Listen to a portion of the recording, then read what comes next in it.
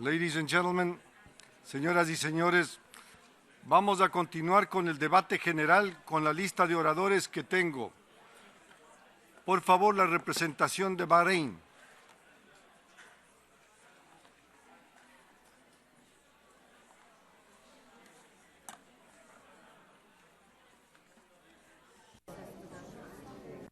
شكرا سيد الرئيس.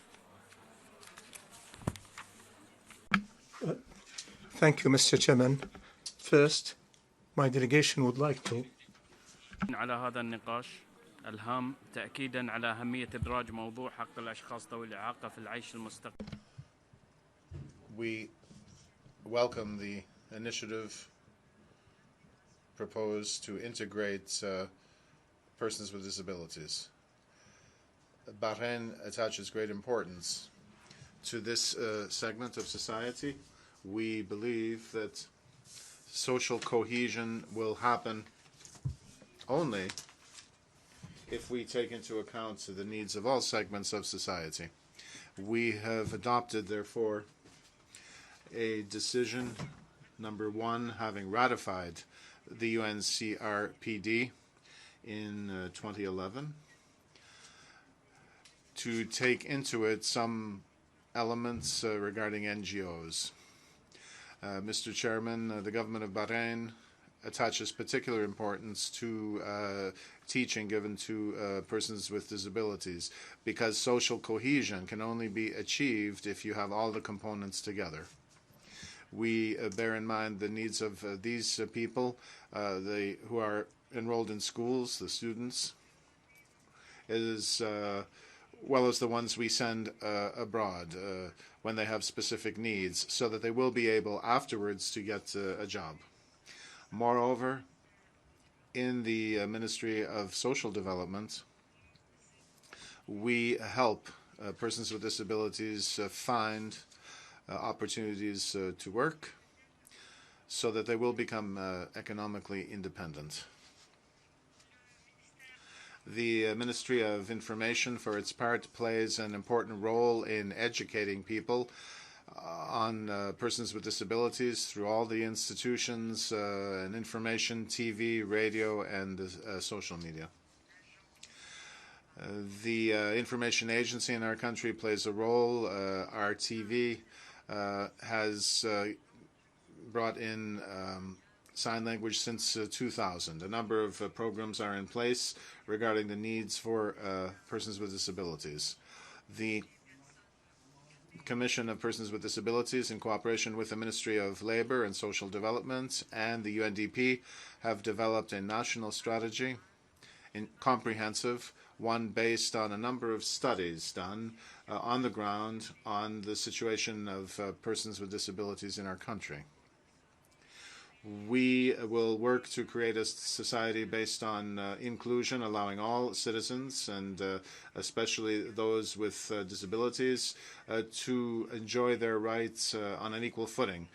So we affirm that the responsibility to include people is the responsibility of our society. In conclusion, we would like to affirm the support, full support of our country in ensuring the rights of persons with disabilities, and to work with the international community to strengthen it. Thank you.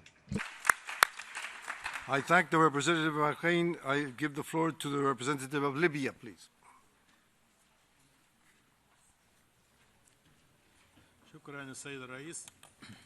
Thank you, Chair. On behalf of Allah the Merciful, allow me to congratulate you and the Bureau on your election to spearhead our work. We wish you every success as we seek to achieve important goals which will make it possible to guarantee the rights of persons with disabilities and to guarantee their inclusion in their societies and to guarantee their participation in their society in various aspects of life on an equal footing. We commend, Mr. Chair, this current session's selection of themes on its agenda. These agendas are inextricably linked and mutually beneficial. The agenda highlights the role of ITCs, digitisation and technologies in allowing persons with disabilities to enjoy their human rights. Indeed, the Secretary-General's report to the Commission demonstrates the extent of the benefits enjoyed by these people when these modern tools and technologies are used by them. These tools and technologies guarantee access, communication, and participation in political, economic, social, and cultural activities. This is progress that the Convention hopes to make, that is guaranteeing access to these technologies. Nevertheless, serious areas of concern in this domain remain in this area, namely the digital gap in many countries and the fact there is unequal access on the part of persons with disabilities to these technologies. This is particularly true for countries with vulnerable security situations and beleaguered by armed conflicts. There needs to be technology transfer capacity building and technical assistance provided by our partners to these countries, and there needs to be low-cost access to technologies to close this technological gap. Here we think that the United Nations agencies and programs can play a leading role together with countries in receipt of aid to meet their specific needs. The second theme of our discussion, that is social inclusion and the right to enjoy the highest possible standard of health. Here, we must look at the appropriate goals that we need to set ourselves if we are to uphold the spirit of the Convention. Indeed, healthcare is a prerequisite to a dignified and productive life for the persons with disabilities. The right to a high standard of health guarantees their participation in society. Of course, providing easier access to healthcare services is a responsibility that states must primarily shoulder. States facing difficulties in providing these services require help and support to ultimately be able to meet the needs of persons with disabilities and to implement policies to protect this right to health. Indeed, the successful experiments of UNICEF and WHO could serve as examples in improving access to healthcare for persons with disabilities. Now, in terms of the third theme of our discussion, this pertains to the inclusion of persons with disabilities in leisure, sport, cultural life, and recreation. This is an important goal, and enjoying these forms of life means that disabled people will have faith in a better future. Since ratifying the Convention, we have tirelessly worked to uphold the commitments contained therein, amending our legislation and working in line with the precepts of Islam. Please, could speakers limit their speeches to 3 minutes, because I have a long list of speakers. On my list of speakers, I have Mexico on behalf of the group of Friends. Mexico, you have the floor. I'm honored to deliver this statement on behalf of the group of Friends of Persons with Disabilities. This year's themes urges consideration of what does ensuring the inclusion of persons with disabilities in a changing world looks like in practice. Persons with disabilities continue to be disproportionately impacted by armed conflicts and humanitarian crises. Many remain disfranchised, unable to access basic services. They often face higher rates of exclusion, violence and abuse, as well as possible abandonment. However, there are things to celebrate, such as the outcome of last year's Global Disability Summit.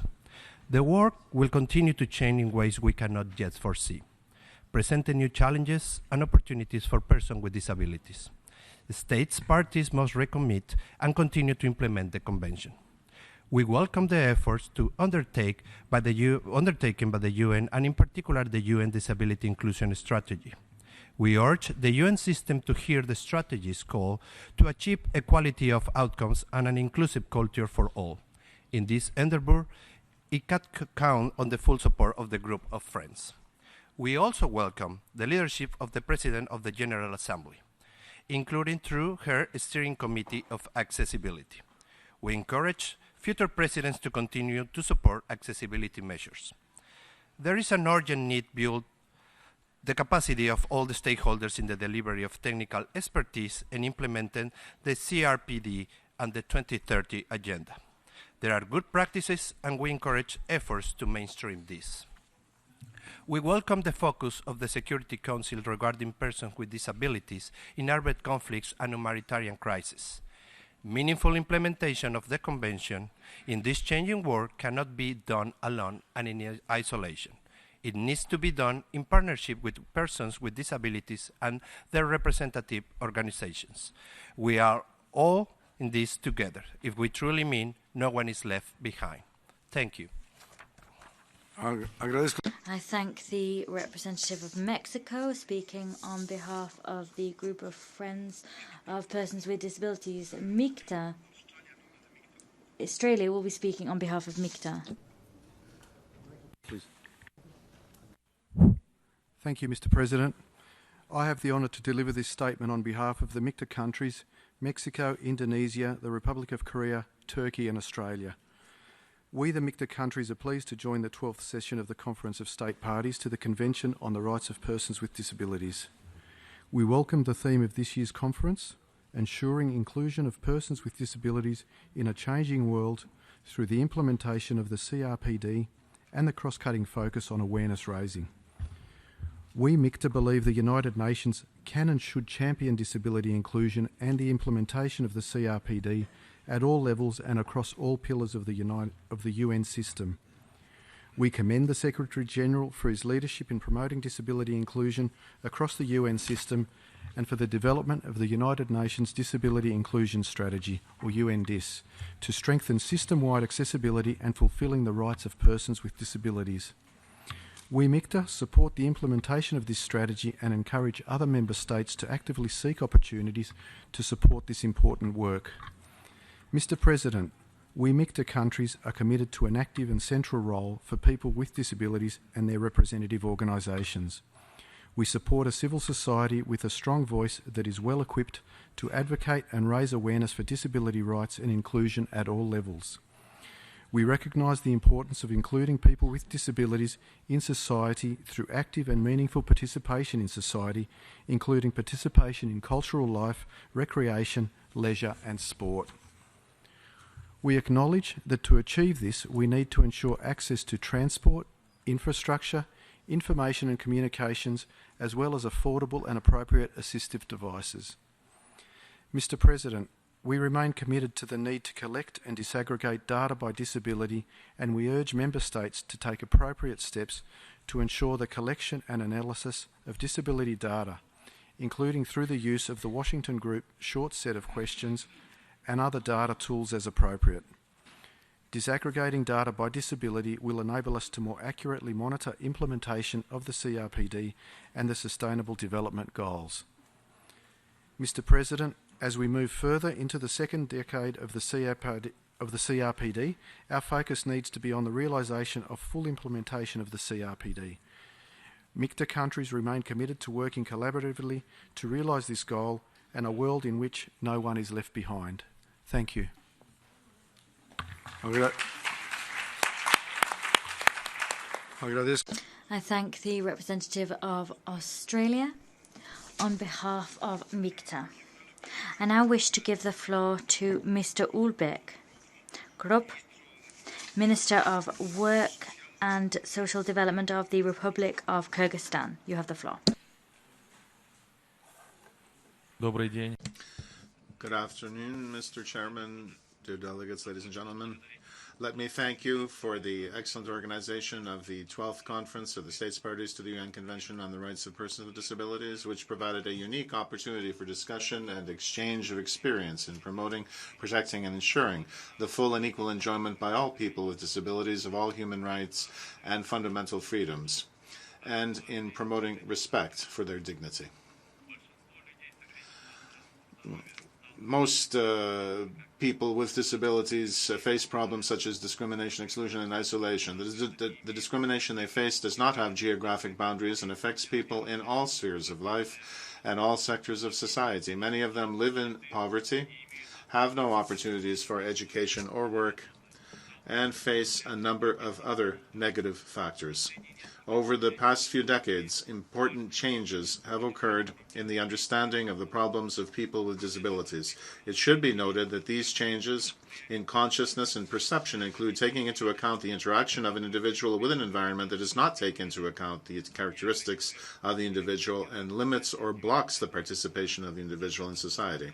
This approach is called the social model of disability. The Convention on the Rights of Persons with Disabilities supports this model, recognizing disability as a human rights issue and clarifying the obligations of states parties to respect, protect, and fulfill these rights, reinforcing the social and human rights model of disability. In the process of implementing the Convention on the Rights of Persons with Disabilities, it is necessary to ensure the solution of the social, legal, economic, political, and environmental conditions that create barriers to the full enjoyment of the rights of all people with disabilities. Historically, in the Kyrgyz Republic, the issue under consideration has always been discussed at all levels of interaction between the state and civil society, and in this regard, I'd like to note that the Kyrgyz Republic ratified the UN Convention on the Rights of Persons with Disabilities, the instrument of ratification of which was signed by the President of the Kyrgyz Republic on May 7, 2019. The Kyrgyz Republic attaches great importance to its full participation in this convention and is ready to take an active part in implementing the convention and monitoring its implementation, aimed at taking measures to change attitudes towards people with disabilities, pursuing appropriate policies, adopting laws and programs that remove barriers, and guaranteeing the exercise of the civil, cultural, economic, political, and social rights of persons with disabilities. Thank you very much. I wish to thank the representative of Kyrgyzstan, and I also wish to congratulate you for having acceded to the treaty. You are the 178th member of this treaty.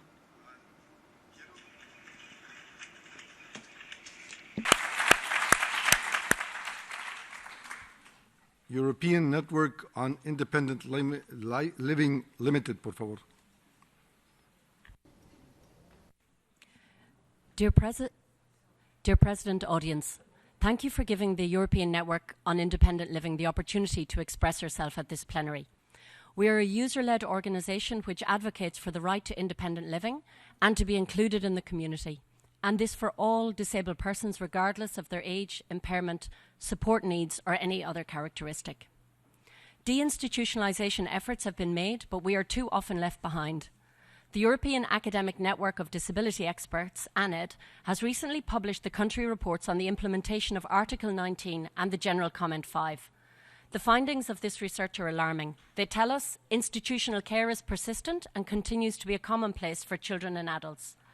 An end to institutional care led to new small group houses, equal to new institutions in the community, initiated as temporary solutions but staying for generations.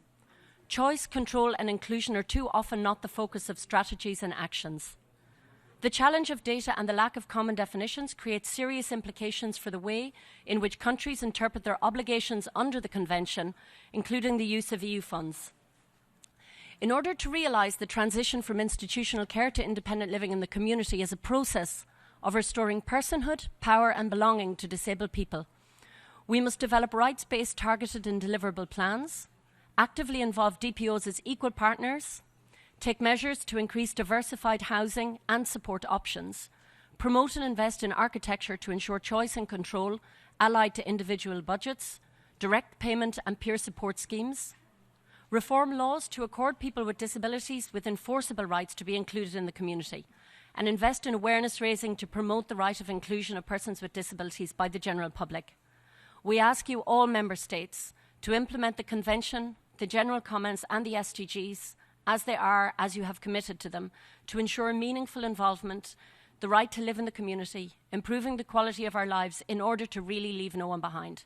Thank you for your attention, and let's make inclusion a reality.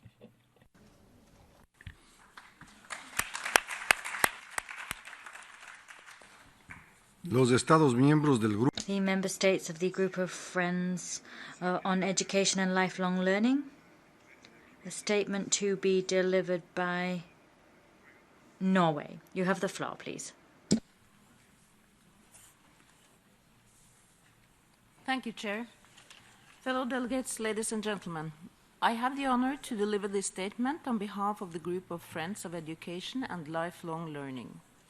We take this opportunity to highlight that more than a decade after the adoption by the international community of the CRPD, initiatives are underway to ensure the rights to education of persons with disabilities. The Global Agenda provides 2 specific targets on disability and education.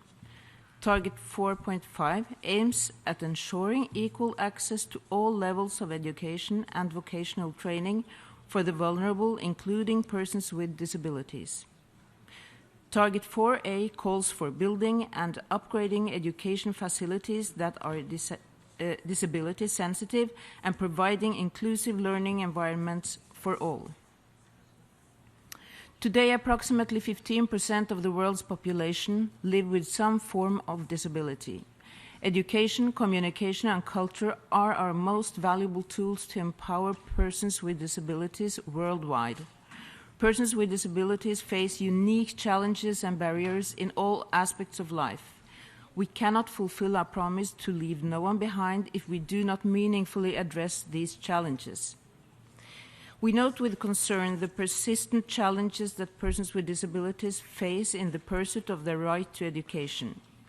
Persons with disabilities are less likely to attend school, less likely to complete primary or secondary education, and as a result have fewer years of schooling. This educational disadvantage could lead to increased social exclusion and poverty and have long-term implications for their capacity to participate in decent work. The statistics are grim. Almost 50% of children with disabilities are not in school.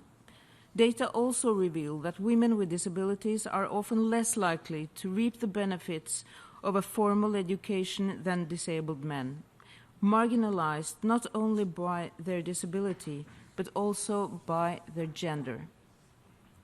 We are, however, heartened by the sustained efforts being made throughout the UN system to ensure the empowerment and inclusion of persons with disabilities in all spheres of life on an equal basis with others, with an emphasis on inclusive education for children with disabilities. One important event to be held is the UNESCO International Forum on Inclusion and Equity in Education in Cali, Colombia in September 2019. The forum will discuss strategies to overcome persistent barriers to the right to education for vulnerable and marginalized groups.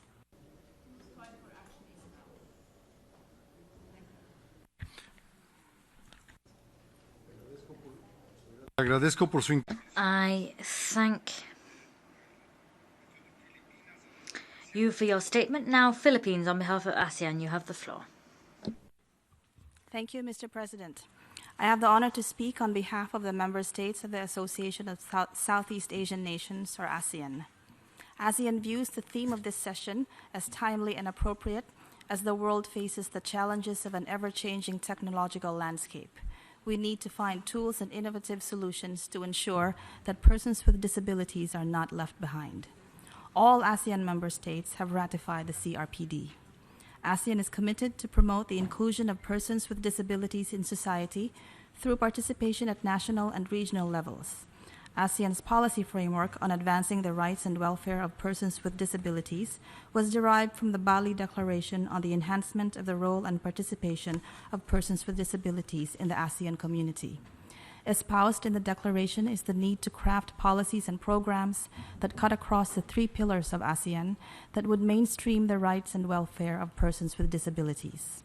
As the region moves towards integration, ASEAN has proclaimed 2011 to 2020 as the ASEAN Decade of Persons with Disabilities to promote disability inclusivity.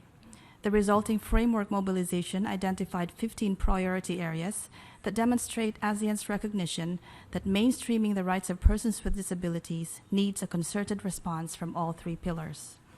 Guided by the ASEAN Community Vision 2025's resolve for a regional integration that is rules-based, people-oriented, and people-centered, and building on the ASEAN Decade of Persons with Disabilities, ASEAN leaders adopted the ASEAN Enabling Master Plan 2025, mainstreaming the rights of persons with disabilities in November 2018.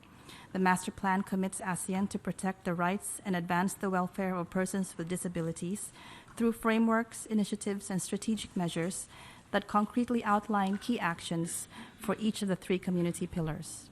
ASEAN put into action the Enabling Master Plan 2025 through regional dialogues and forums that would build partnerships among relevant NGOs and civil society, the private sector, and the public in order to promote the rights and development of persons with disabilities, convinced that more could be achieved by synergizing efforts.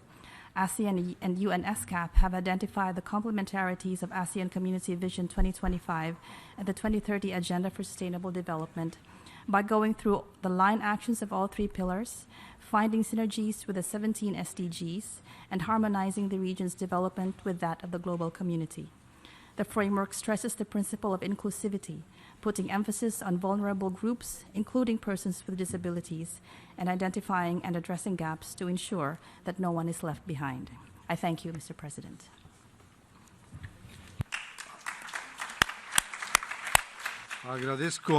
I thank the Philippines, and I now wish to give the floor to New Zealand, speaking on behalf of the Pacific Island Forum Group. Thank you, Chair. I am pleased to make this statement on behalf of the Pacific Islands Forum. The Pacific commends the theme for this year's conference as it reiterates the need to embrace the changing times we live in and promote an inclusive global community. We in the Pacific understand that to effectively challenge inequality, we need to address the needs and priorities of persons with disabilities, who are still among the poorest and most marginalised and underrepresented in social, economic and public life. These challenges are exacerbated by our own vulnerability to the impacts of climate change and natural disasters, the greatest threats to the livelihood, security and well-being of our Pacific people. Several natural disasters have recently hit the region, reminding us that climate crisis continues to worsen. To overcome these challenges, our Pacific leaders have embraced the Blue Pacific as the embodiment of our collective aspirations and actions towards achieving sustainable development, focusing on the most marginalised and delivering on the promise to leave no one behind. As one Blue Pacific continent, we are committed to ensuring an inclusive region for all persons with disabilities through the Pacific Framework on the Rights of Persons with Disabilities, endorsed by our leaders in 2016. The framework contextualises the CRPD to the Pacific and encourages the active participation of persons with disabilities in development processes, keeping true to the CRPD principle of nothing about us without us. These commitments have begun to translate into progress through the signing, ratification and domestication of the CRPD in data collection, inclusive education, access to assistive technologies, social protection, disaster risk reduction and humanitarian response. Greater partnerships between governments, development partners and organisations of persons with disabilities have increased. Our participation at this 12th session of COSP is the first as a collective, signifying our commitment to act as one Blue Pacific and ensure our unique development challenges are reflected and acted upon at the international level. We are committed to an inclusive Pacific by 2030. We call for accelerated efforts in the implementation of the CRPD and delivery of the Sustainable Development Goals and deepening partnerships to ensure that all persons without disabilities are not left behind. I thank you.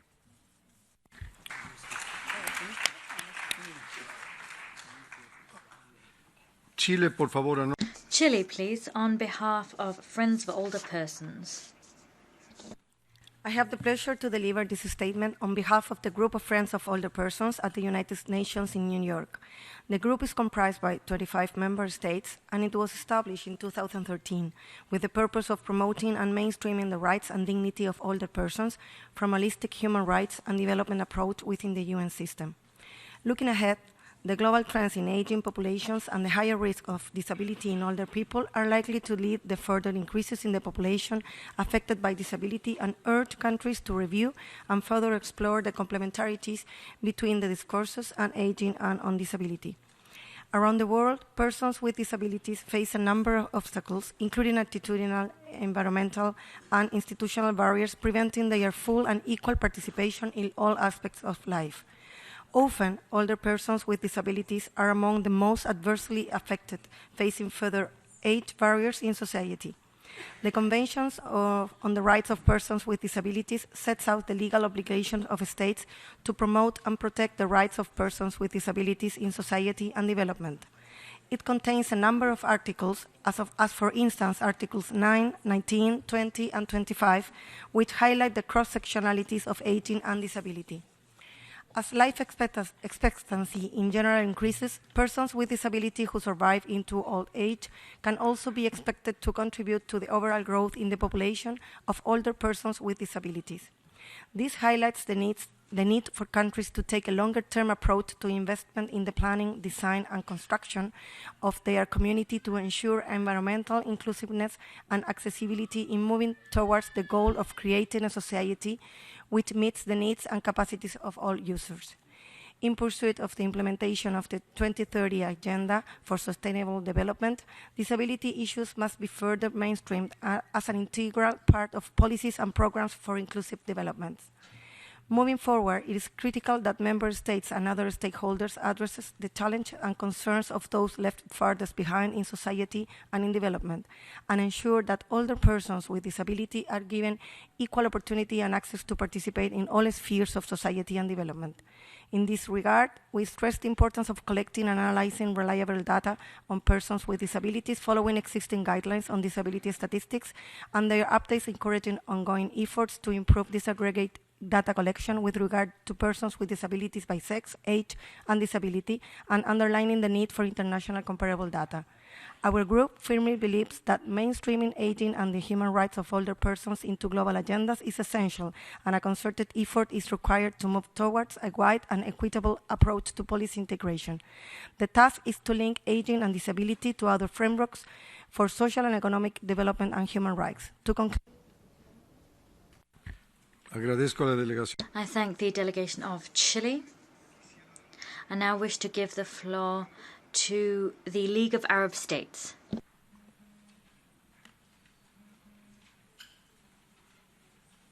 League of Arab States, please.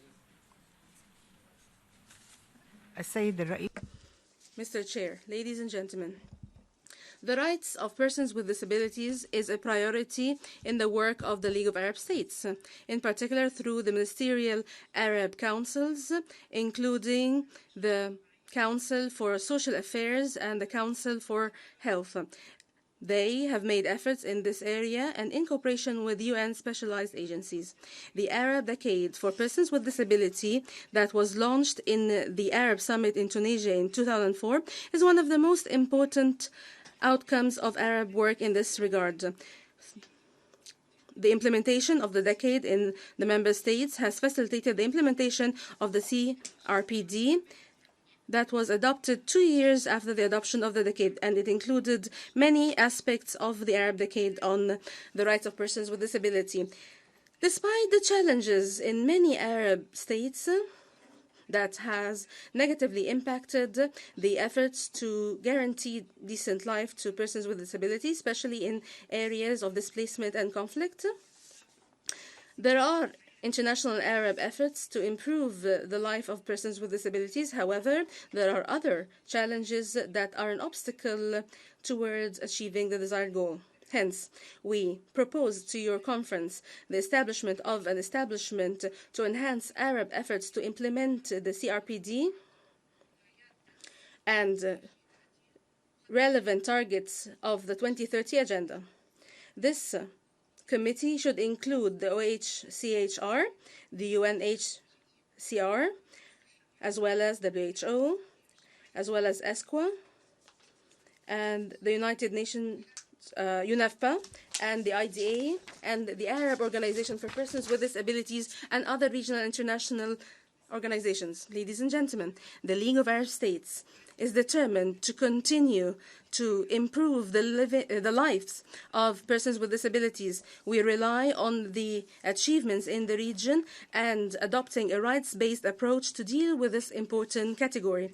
Here I would like to highlight the initiative by the League to adopt a model Arab law to protect persons with disabilities as a guide to achieve the desired goal, which is harmonizing legal text on persons with disability and to harmonize other laws with the convention. We also are proud of our unique initiative to publish a 2-volume sign language dictionary and a guide on terms of disability, and these are an achievement when it comes to dealing with disability as one of the priorities of the League of Arab States, in line with the principle of no one being left behind. I now give the floor to the last speaker, the ITU, please.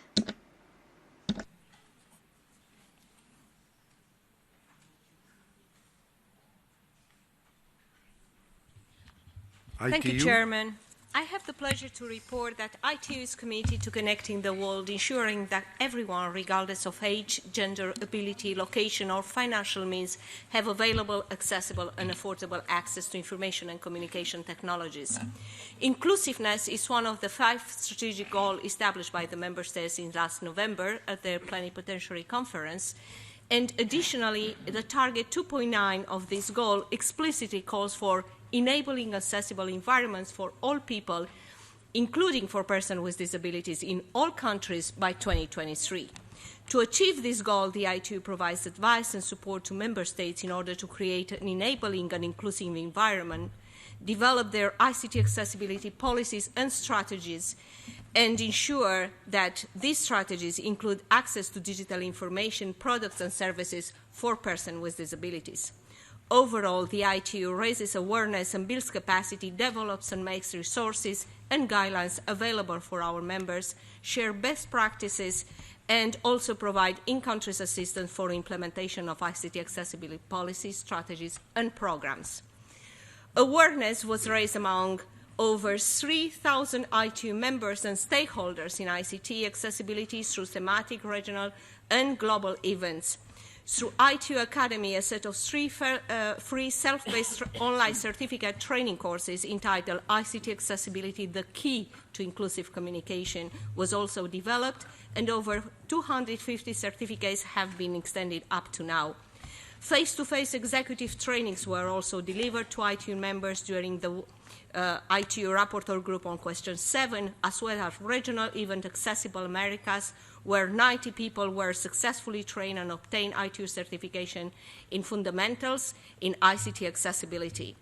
In support to the Arab States Regional Initiative, a Train the Trainer course on accessible digital content and remediation for stakeholders delivering digital financial service were also delivered for over 40 persons in October last year in Cairo, Egypt. The ITU and WHO also ensure and develop the standard guidelines for safe listening devices to facilitate safe listening practices among users. We also develop a toolkit to provide practical guidelines to our member states, industry partners, and civil society groups in the use and implementation of this global standard. A video tutorial on the subject was also available. We also developed a program in Web Accessibility Internet for All to support member states in acquiring the necessary know-how to develop their websites in line with the international web accessibility standards and to empower countries with the necessary expertise to ensure that all citizens, including persons with disability, can access. Por favor, agradezco. I thank the speaker for that statement. Australia, por favor. Distinguished delegates of states parties, thank you, Chair and Ambassador, for the opportunity to speak today. My name is Gail Mulcair and I represent the Speech Pathology Association of Australia. Ensuring the inclusion of persons with disabilities in a changing world through the implementation of the CRPD is a theme that reflects the journey that is continuing throughout the world to ensure the full participation of persons with disabilities in society. The rights of people with communication disability should be protected under the articles of the CRPD. However, communication disability is often invisible and is globally under-recognised and under-reported.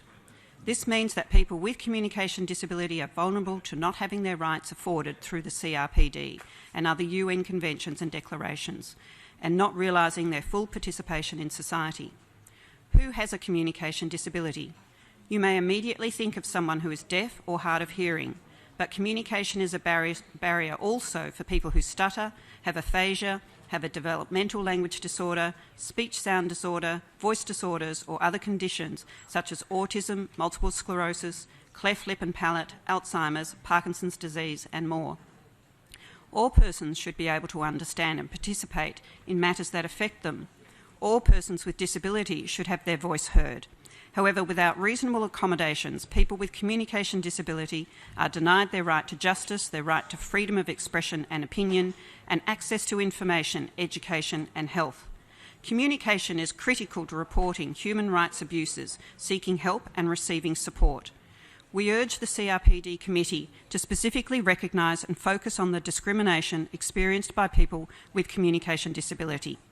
We encourage states parties to incorporate their jurisprudence of the CRPD Committee into their domestic implementation.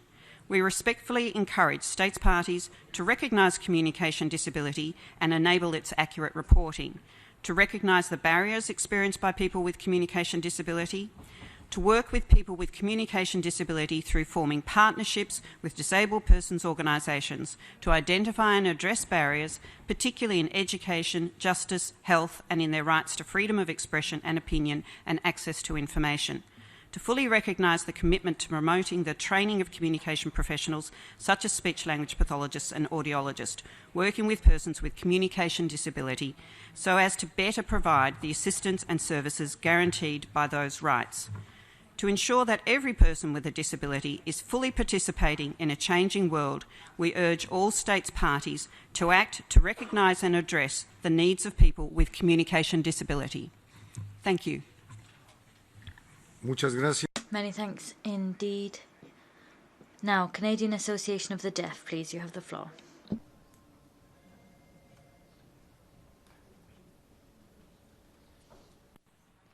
Mr. Chairman,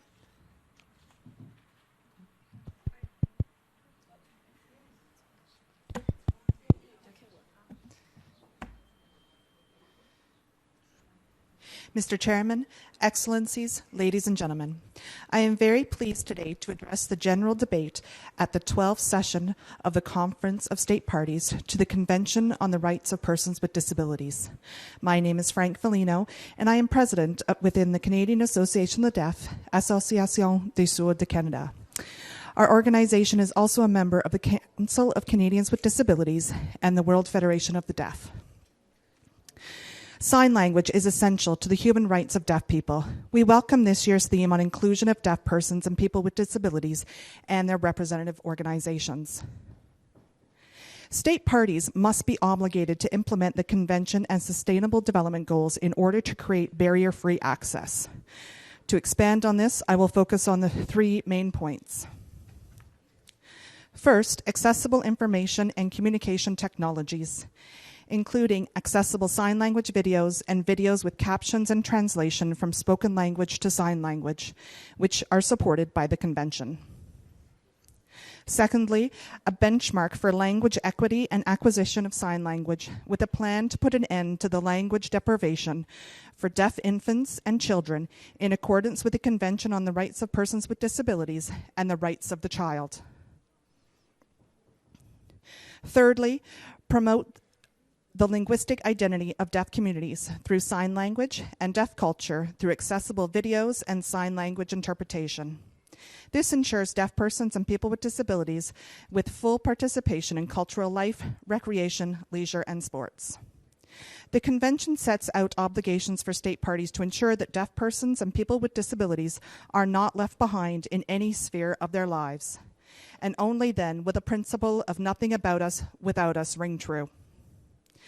It is imperative that state parties implement public policy and human rights through legislation and regulations through the recognition of national sign languages in their countries. With this recognition, the development of social, cultural, and political rights will open up for a wealth of opportunities. In closing, the concept of human rights and equality must come with an intersectional approach. This lens is essential when creating policy, programs, and data analysis when addressing our sign language communities that include deaf, deaf-blind, deaf with disabilities, deaf persons of color, deaf women, deaf LGBTIQ, deaf immigrants, refugees, and Indigenous deaf. The Convention's commitment is essential to create a necessary framework to respect, protect. Thank you very much. Queensland Advocacy, por favor, Incorporated.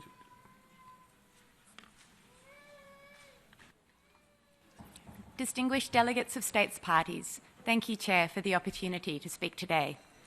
My name is Emma Phillips and I'm representing Queensland Advocacy Incorporated as part of the Australian NGO delegation. Today I will speak of the importance of independent advocacy in fostering social inclusion and addressing human rights violations. Disability advocacy plays a significant role in challenging human rights abuses and fostering inclusivity, choice and control for people with disability. Yet the strength and diversity of the advocacy sector globally is continually challenged by policies and programs that fail to recognise the value of time, relationships, and an individualised approach. We cannot underestimate the power of people working with and for people with disability in advancing and protecting the rights of all people with disability to enjoy an ordinary, inclusive life in the community and in progressing towards realisation of the Sustainable Development Goals. We know that many people with disability are highly effective at being their own advocates. To support and build capacity for self-advocacy and to provide a voice for people with disability where self-advocacy is not possible, quality independent disability advocacy is critical.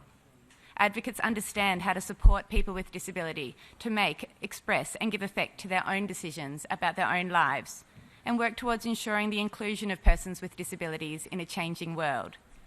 Advocacy is vital to continuing implementation of the Convention by states parties and is consistent with the human rights-based approach taken by the Convention. We congratulate the CRPD Committee for its continuing commitment to a supported decision-making approach and urge the Committee to highlight the extent to which robust, independent disability advocacy is critical to this approach. We respectfully encourage states parties to work with disability advocates and to support a diverse, robust, independent disability advocacy sector in their country, which can stand by, for and with vulnerable people with disability. This can be done by ensuring resourcing for disability advocacy and recognising the role and importance of advocacy and including it in the implementation of the Convention.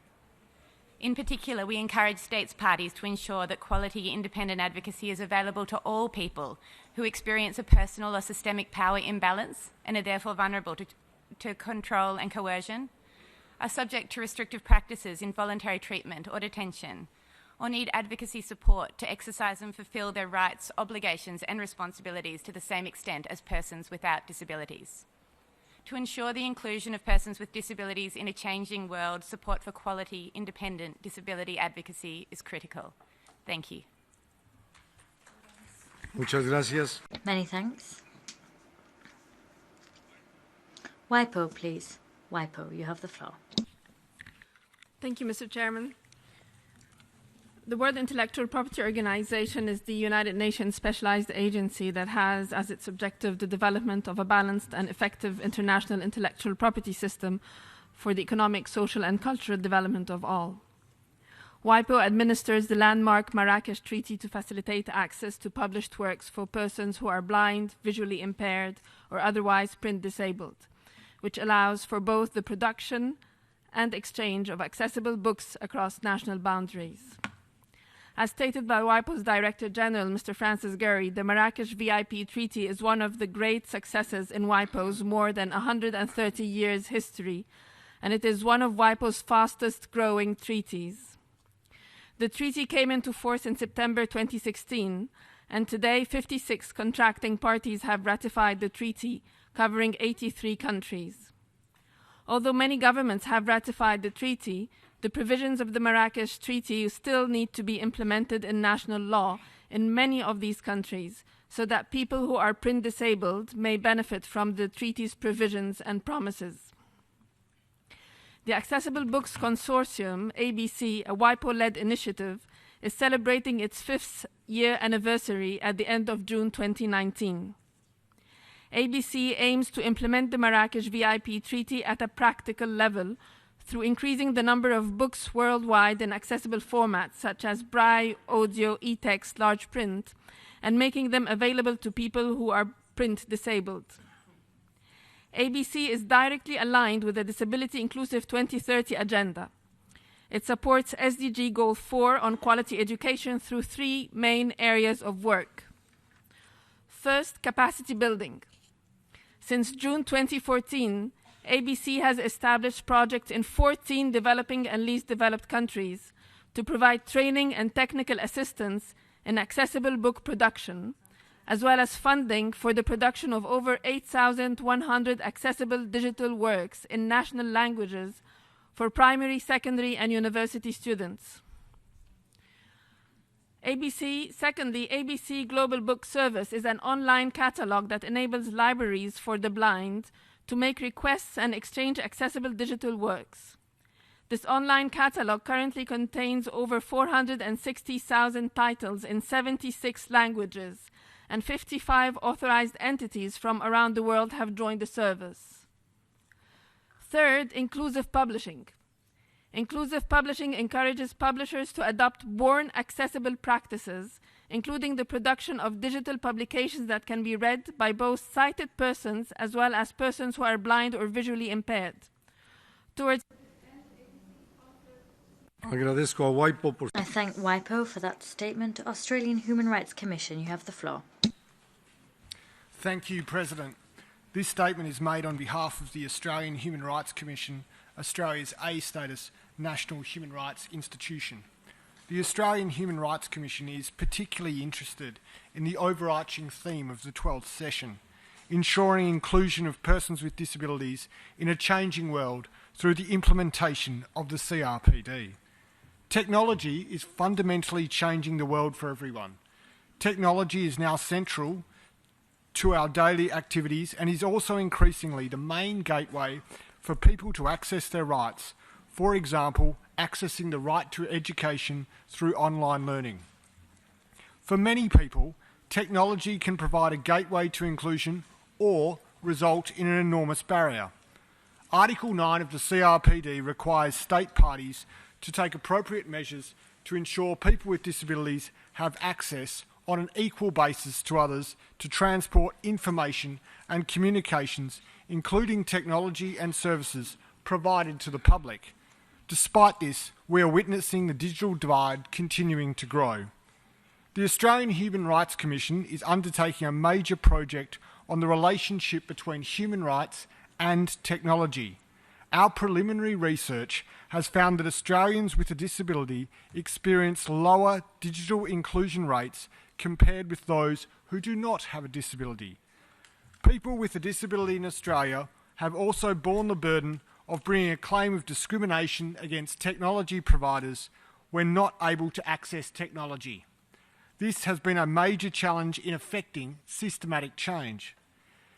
Inaccessible technology is increasingly becoming a critical issue for governments as they move to digital transformation and online platforms to deliver services.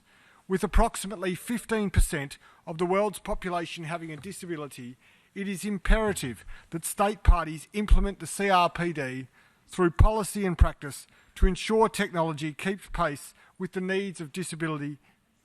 In Australia, the government has the opportunity to do this by making technology a key theme in the National Disability Strategy, which is the main way in which Australia implements the CRPD. The technology sector also needs to consider human rights by design from the outset, not as an afterthought in its product development process. The research shows that there are sound economic and commercial benefits for all by taking this approach. I look forward to working with people with disability, government and the wider community to achieve full equality for people with disability in Australia by implementing the CRPD in this area of unprecedented technological change. Thank you.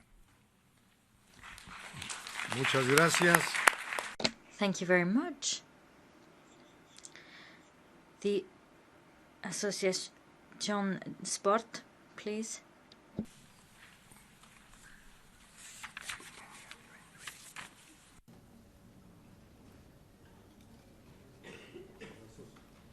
Associazione Sport e Società, progetto.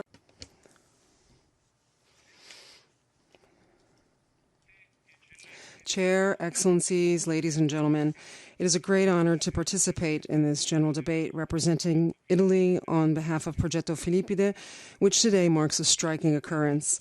Indeed, Roundtable 3, which focused precisely on the inclusion of persons with disabilities through sport, referred to Article 30 of the CRPD, and this represents the cornerstone of our work.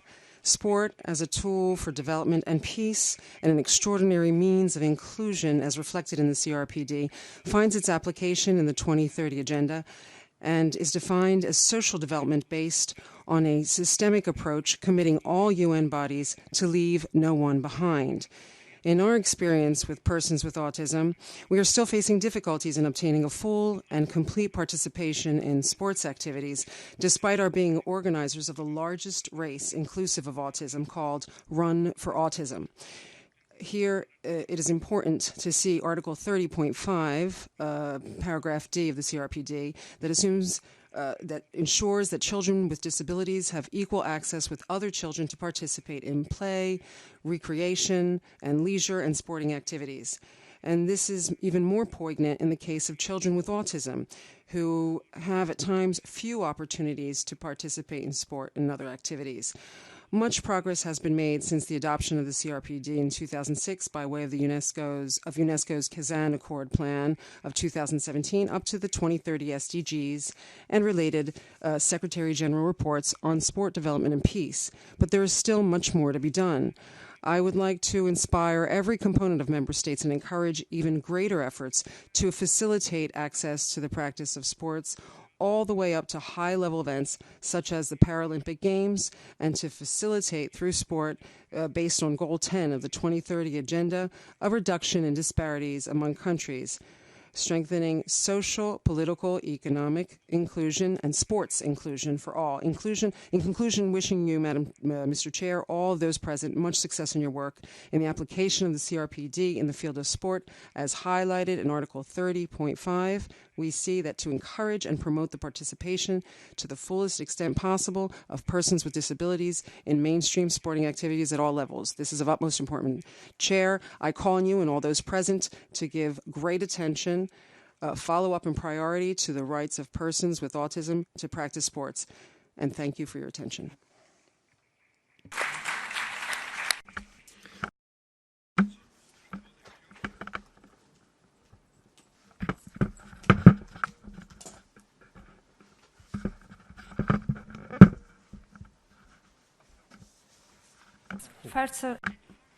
أولا وقبل كل شيء هل لي أن أشكركم على إتاحة الفرصة كي أتحدث إلى مؤتمر دول الأطراف في اتفاقية حقوق الأشخاص ذوي الإعاقة. يشرفني أن أتحدث عن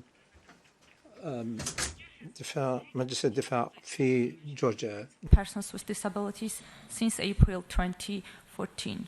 Today I would like to emphasize the challenges and the steps taken by the Georgian government in implementing the convention. However, the state failed to establish effective enforcement mechanism of the CRPD, and as a result of on the 5th year anniversary of the ratification of the convention, Georgia does not have focal points within the government for matters relating to the implementation of the CRPD. Consequently, despite the continuous statements and the pressure, as well as recommendations put forward by the Public Defender of Georgia, over the years, the country does not have a common vision on the implementation of this crucial international treaty in practice. No substantive amendments have been made to the national legislation in terms of ensuring its harmonization with the Convention. In this regard, special attention should be paid to the failure to implement social model for assessing disabilities, which has been identified as a major challenge.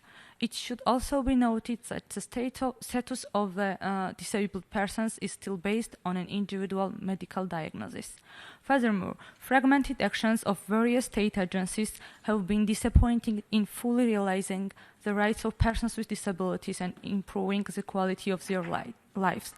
Despite the fact that certain states and municipal programs have been launched to facilitate employment, habilitation, rehabilitation, and health care of persons with disabilities, such initiatives don't fully respond to existing needs of persons with disabilities. The Public Defender's Office has been carrying out the function of the national mechanism for the monitoring the implementation of the CRPD since 2014. We are actively engaged with the government of Georgia to ensure protection of fundamental human rights and persons with disabilities.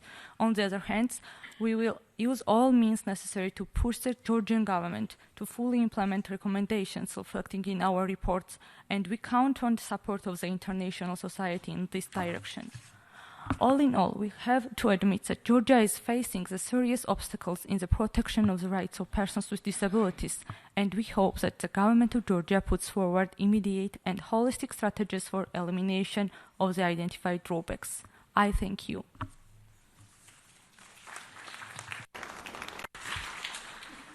Ganri, por favor. Ganri, please, you have the floor.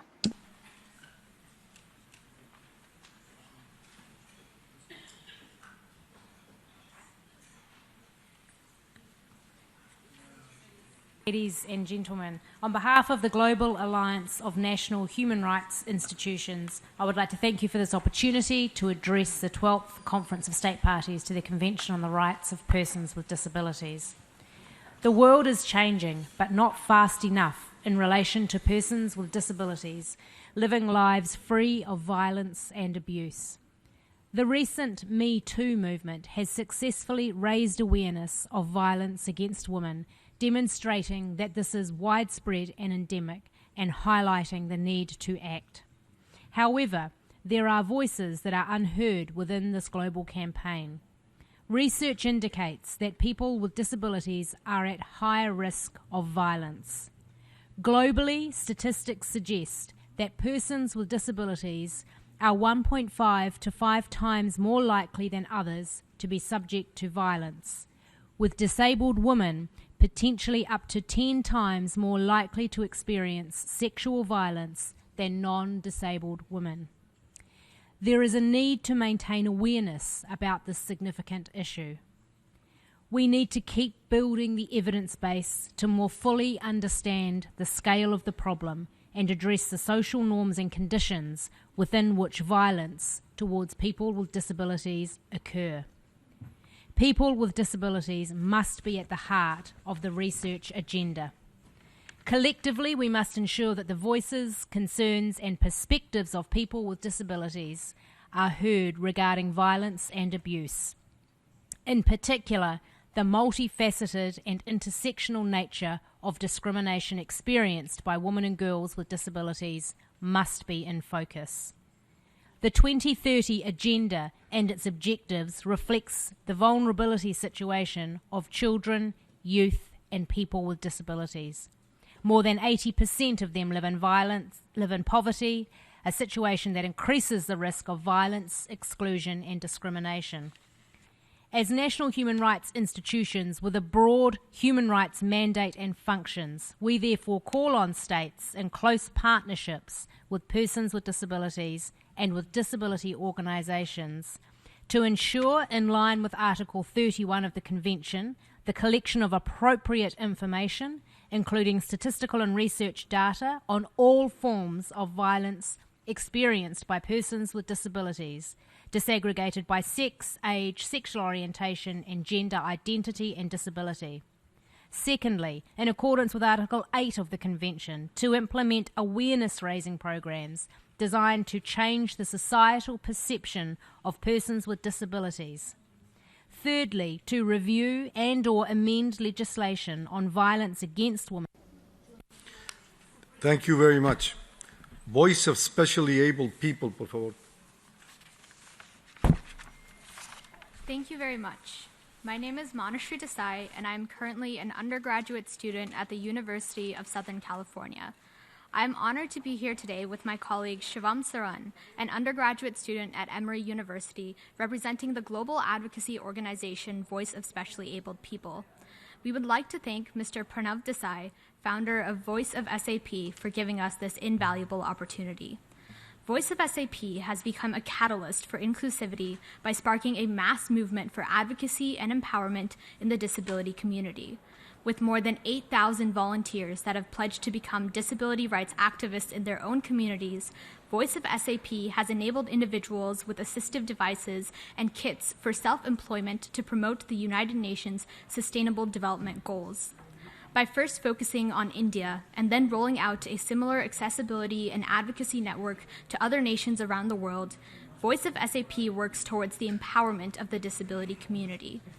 As members of the younger generation, we, more than ever, understand the importance of integrating youth activists into the solution. We are honored to be volunteers of Voice of SAP, an organization that is determined to invoke change and work closely with academic institutions to help students recognize their individual social responsibility towards specially abled people. By building a network of activists, we can ignite mass awareness campaigns and reinforce the reality that disability is everybody's concern. Voice of SAP's flagship initiative, the Voice of SAP mobile app, is now becoming the leading public utility app for finding accessible places as well as empowering activism to create a demand for accessibility. The mobile app serves as a technology platform that joins leaders and volunteers hand in hand by adding to a growing dataset of accessible, friendly buildings all over India. By inspiring actionable advocacy through technology, Voice of SAP has urged the government of India to accept our initiative of Accessible India campaign, which was then launched nationwide by Honorable Prime Minister Narendra Modi.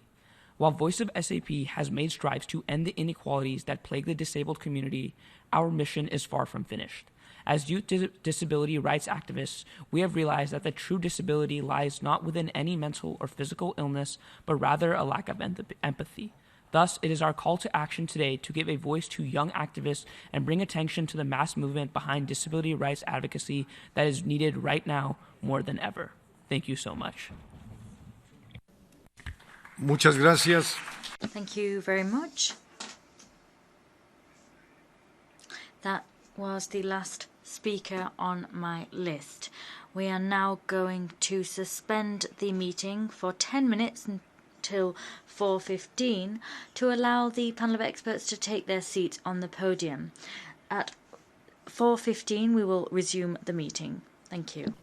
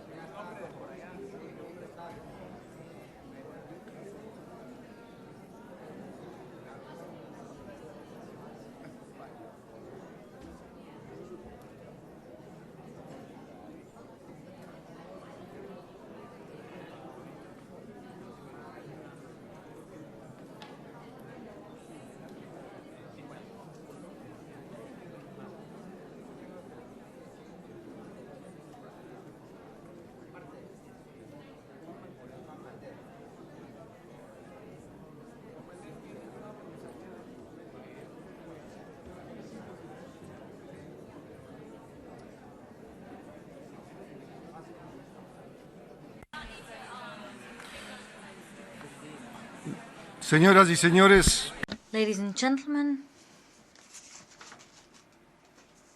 desde el comienzo del diálogo, this is the beginning of the interactive dialogue. I call the meeting to order. We will begin the last meeting of the 12th session of the Conference of States Parties to the Convention on the Rights of Persons with Disabilities. Today's meeting is, in accordance with Agenda Item 5C, dedicated to an interactive session with members of the UN family, as well as with a number of mandate and stakeholders, namely the chair or vice chair of the Committee on the Rights of Persons with Disabilities, the special rapporteur on the rights of persons with disabilities, among others. I wish to ask those that are on the podium with me.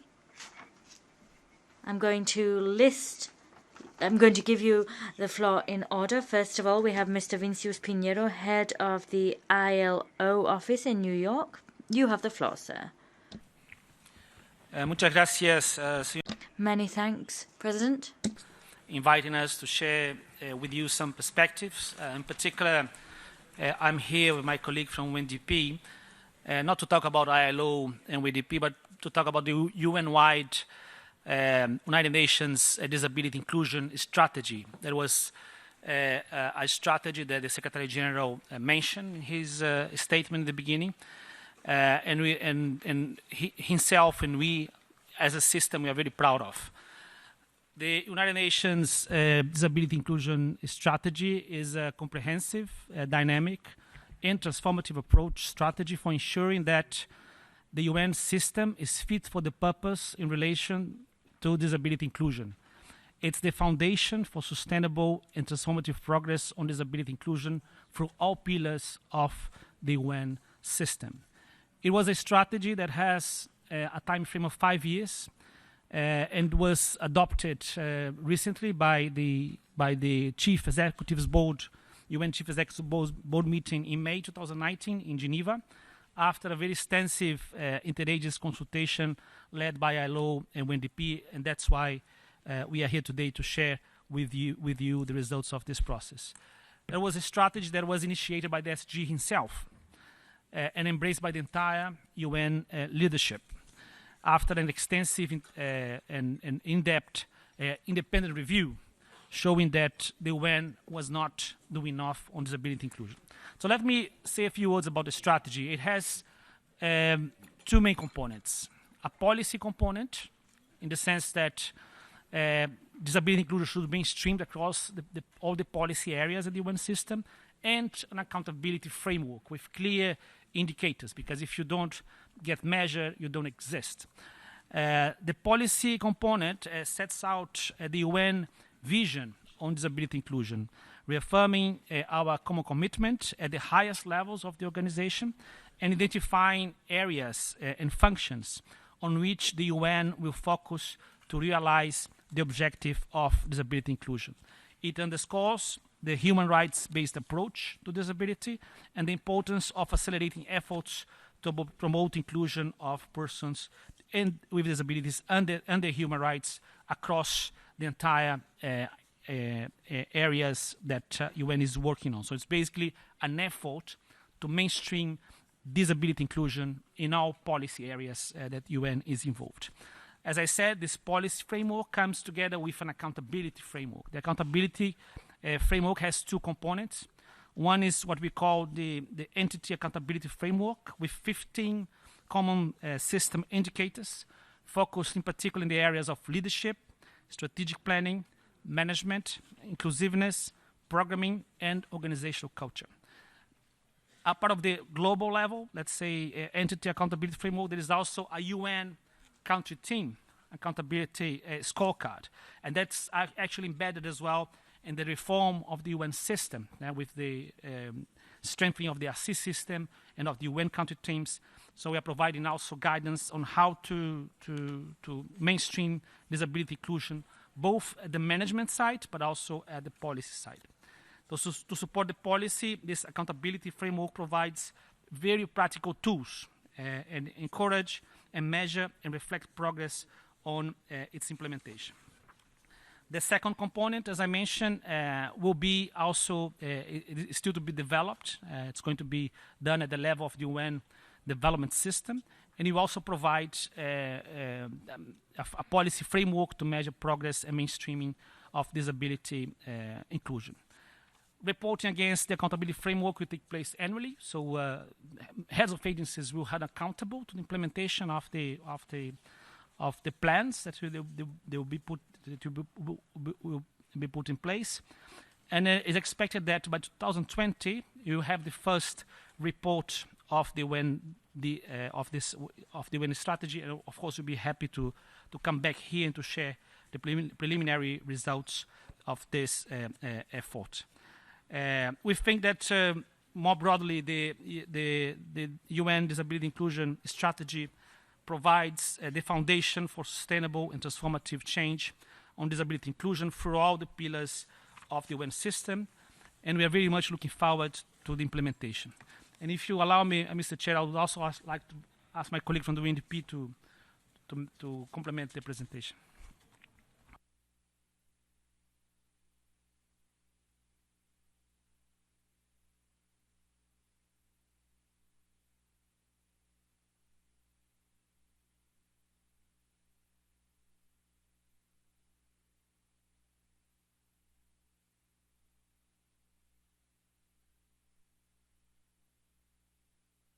Microphone for the speaker, please.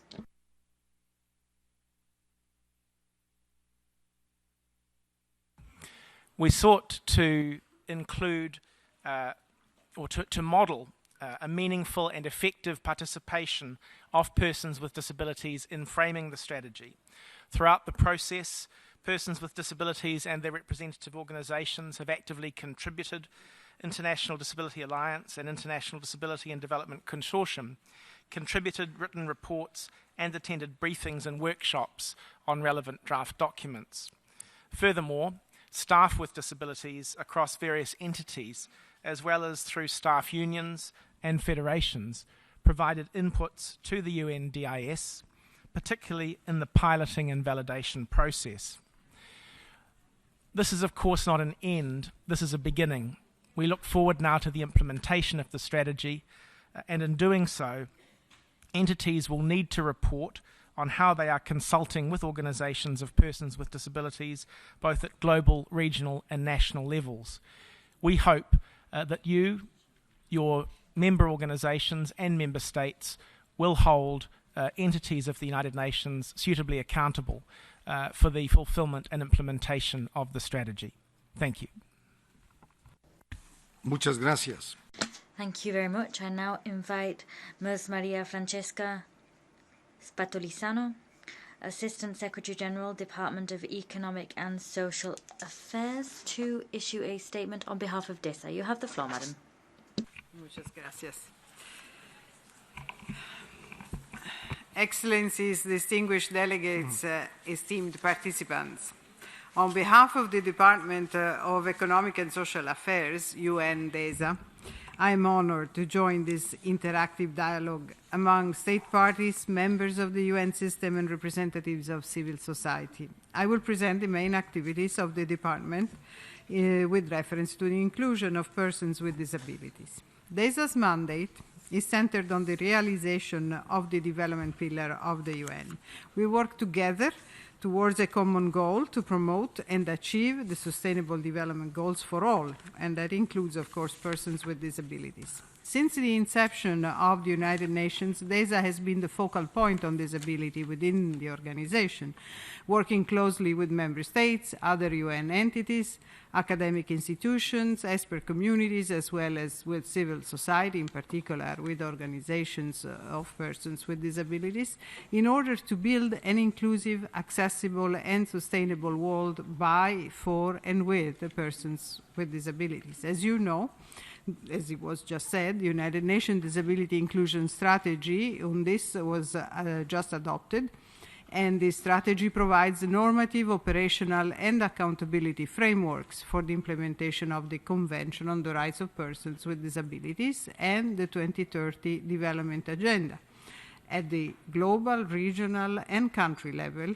both internally within the UN system and externally through the organization's program and cooperation with member states.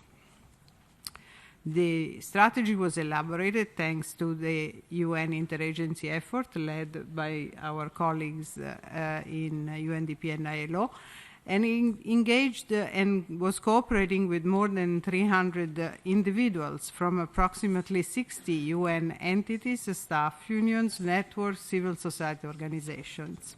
DESA, the Department of Economic and Social Affairs, played an active role in drafting this process, in drafting this strategy, providing technical guidance, facilitating interagency cooperation, and now we have this strategy which really begins the process of building and implementing the full inclusions of persons with disability.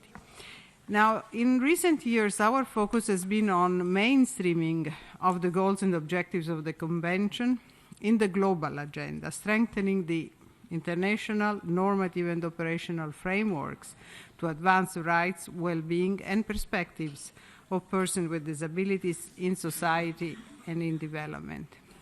To promote, facilitate all this, DESA has been collaborating closely with experts in the field for the research on and the analysis of inclusive development that we conduct. And DESA has been vigorously promoting evidence-based policy making and reporting. Additionally, we continue to build multi-stakeholders partnerships to best support governments in their ongoing efforts in mainstreaming disability in their policies and strategies.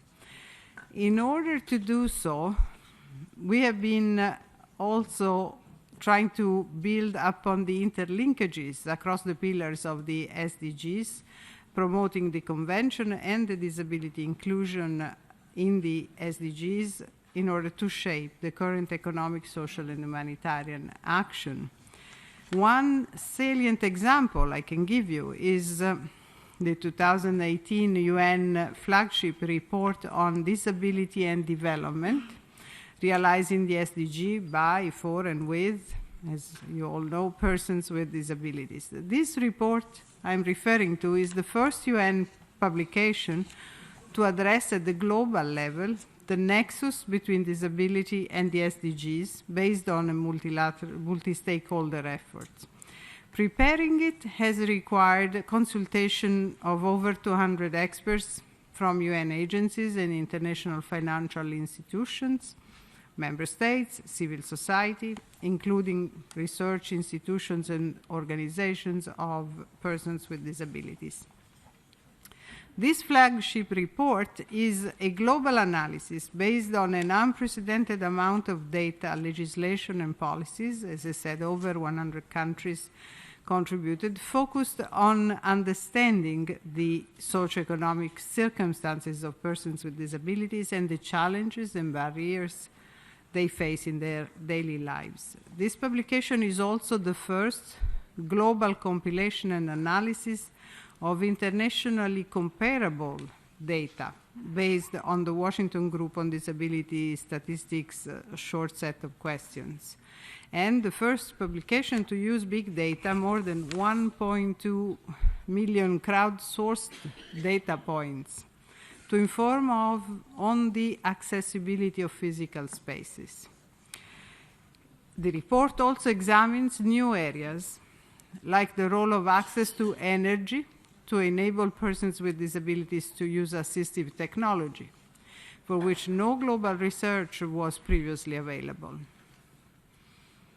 Furthermore, this flagship report explores the intersection between the SDG and the Convention on the Rights of Persons with Disabilities, as well as other international relevant norms and standards relating to disability.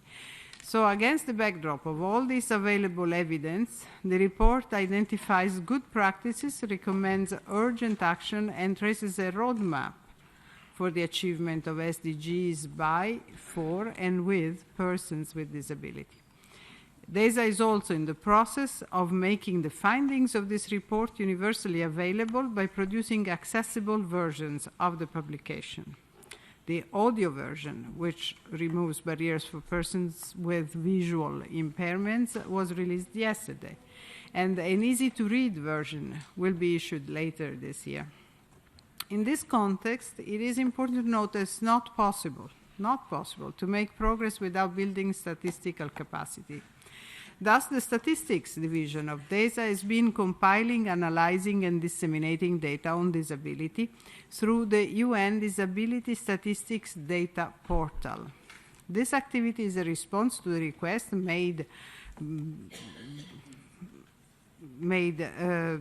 early 2018 to compile indeed and analyze national information to understand observed differences in national estimates of disability.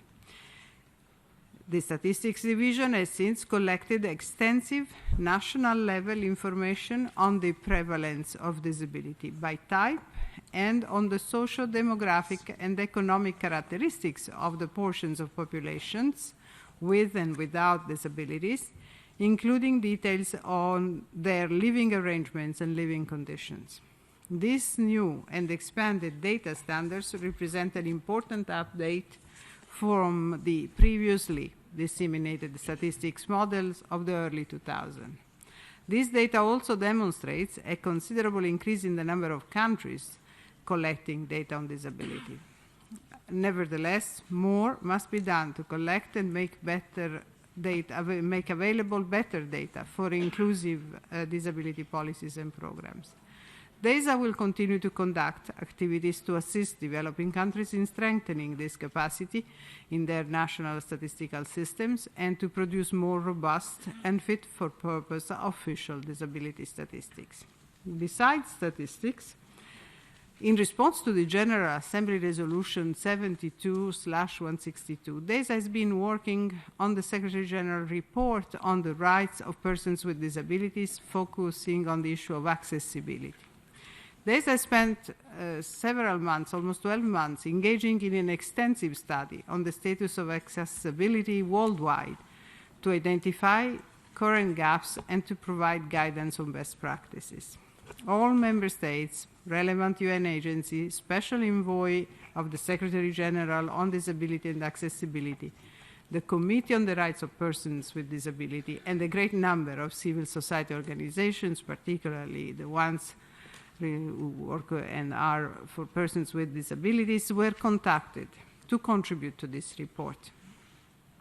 This undertaking has resulted in a repository of country-level information on actions and interventions aimed at enhancing accessibility of infrastructures and of information and communication technology, includes information on more than 100 countries, and the findings, this report and its findings will be submitted later this year to the General Assembly. I have a little bit more. Another action by DESA. I want to give the full spectrum of actions. Unfortunately, I have 7 who want to give all the spectrum. One more minute, Mr. Chairman, if I can. Another action that DESA is engaged in relates to sports as an enabler of sustainable development, in line with the General Assembly commitment. And we have co-organized a side event with Manhattan Multicultural Counseling and the United for All Peoples called 1 Billion Voices, Making the Invisible Visible.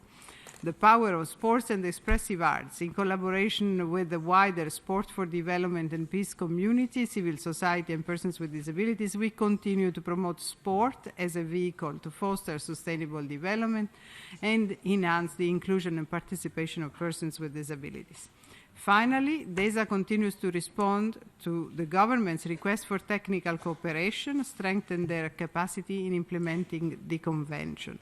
African governments in particular have turned increasingly to DESA for cooperation in bridging this gap and supporting national efforts to advance the Convention on the Rights of Persons with Disability implementation. For example, we are currently working with Namibia in developing capacity and raising awareness, and we've been holding capacity development workshops at local level using the toolkit on disability for Africa, which is available, And this toolkit targets government employees and members of civil society, particularly those from organizations of persons with disabilities, to advance disability inclusive development aligned with the Convention, as well as the SDGs.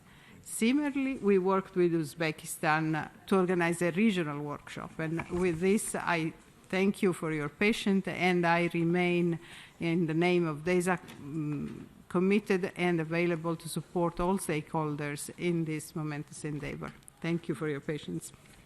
It's because DESA is my secretariat that we permit it. Muchas gracias. Thank you very much.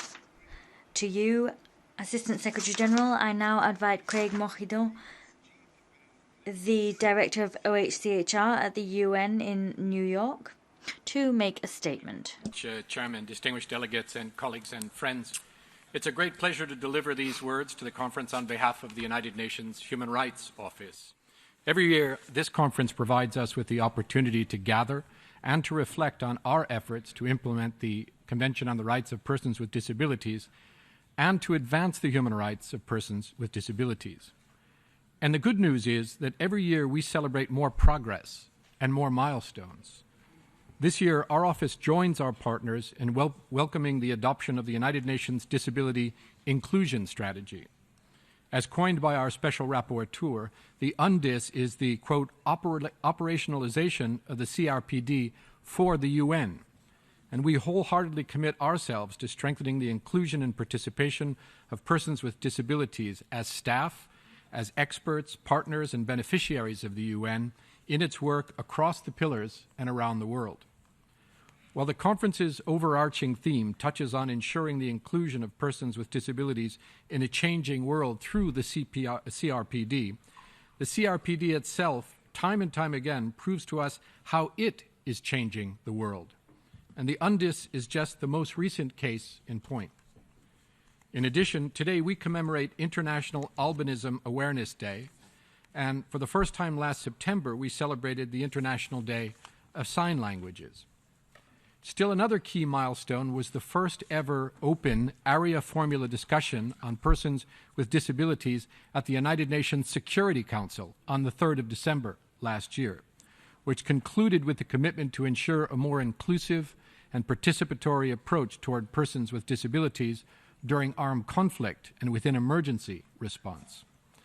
Ladies and gentlemen, the Convention has contributed to major shifts in our approaches, our attitudes, and our policies. And it's not only to the benefit of women and men, girls and boys with disabilities, but to everyone, every person, every society in all of our diversity. The Convention's principles and provisions serve us all because they strengthen our communities. They strengthen our responses in fighting against exclusion and segregation, and they illustrate that reaching the furthest behind first is key to leaving no one behind. Excellencies, during the past few days, we have discussed the right to the highest attainable standard of health, the right to participate in cultural life, recreation, leisure, and sport. And we've also discussed tools, the use of ICTs, other new technologies, and assistive devices which facilitate the exercise of human rights. We know that it is incumbent on us all, states, UN agencies and entities, international cooperation actors, the private sector, communities, and civil society, to ensure that these devices and technologies are made available, affordable, and accessible for persons with disabilities as a critical means to empowerment, but also to be vigilant that new technologies do not contribute to the creation of new barriers. At times, it may be challenging to recognize and distinguish which actions and measures reinforce or impede the inclusion of persons with disabilities. And so, in an effort to contribute to CRPD compliant actions and measures, the Office of the High Commissioner for Human Rights is leading a UN-funded project to develop new tools, including human rights indicators on the Convention and policy guidelines on realizing the SDGs guided by the Convention. These tools will help ensure the mutual reinforcement of human rights obligations under the Convention on the one hand, and the commitments subscribed under in the 2030 Agenda on the other. We invite you all to make use of and to test these tools and to provide us with your feedback as we move toward finalizing them later this year. Mr. Chairman, ladies and gentlemen, the CRPD is our common roadmap, our common platform, and our hope for ensuring a world that ensures dignity, celebrates diversity, and uplifts the human rights of people everywhere. We join all of you in committing ourselves to its full implementation, and we thank you. Muchísimas gracias. Many thanks indeed, Mr. Mokhipa, particularly for respecting your speaking limits.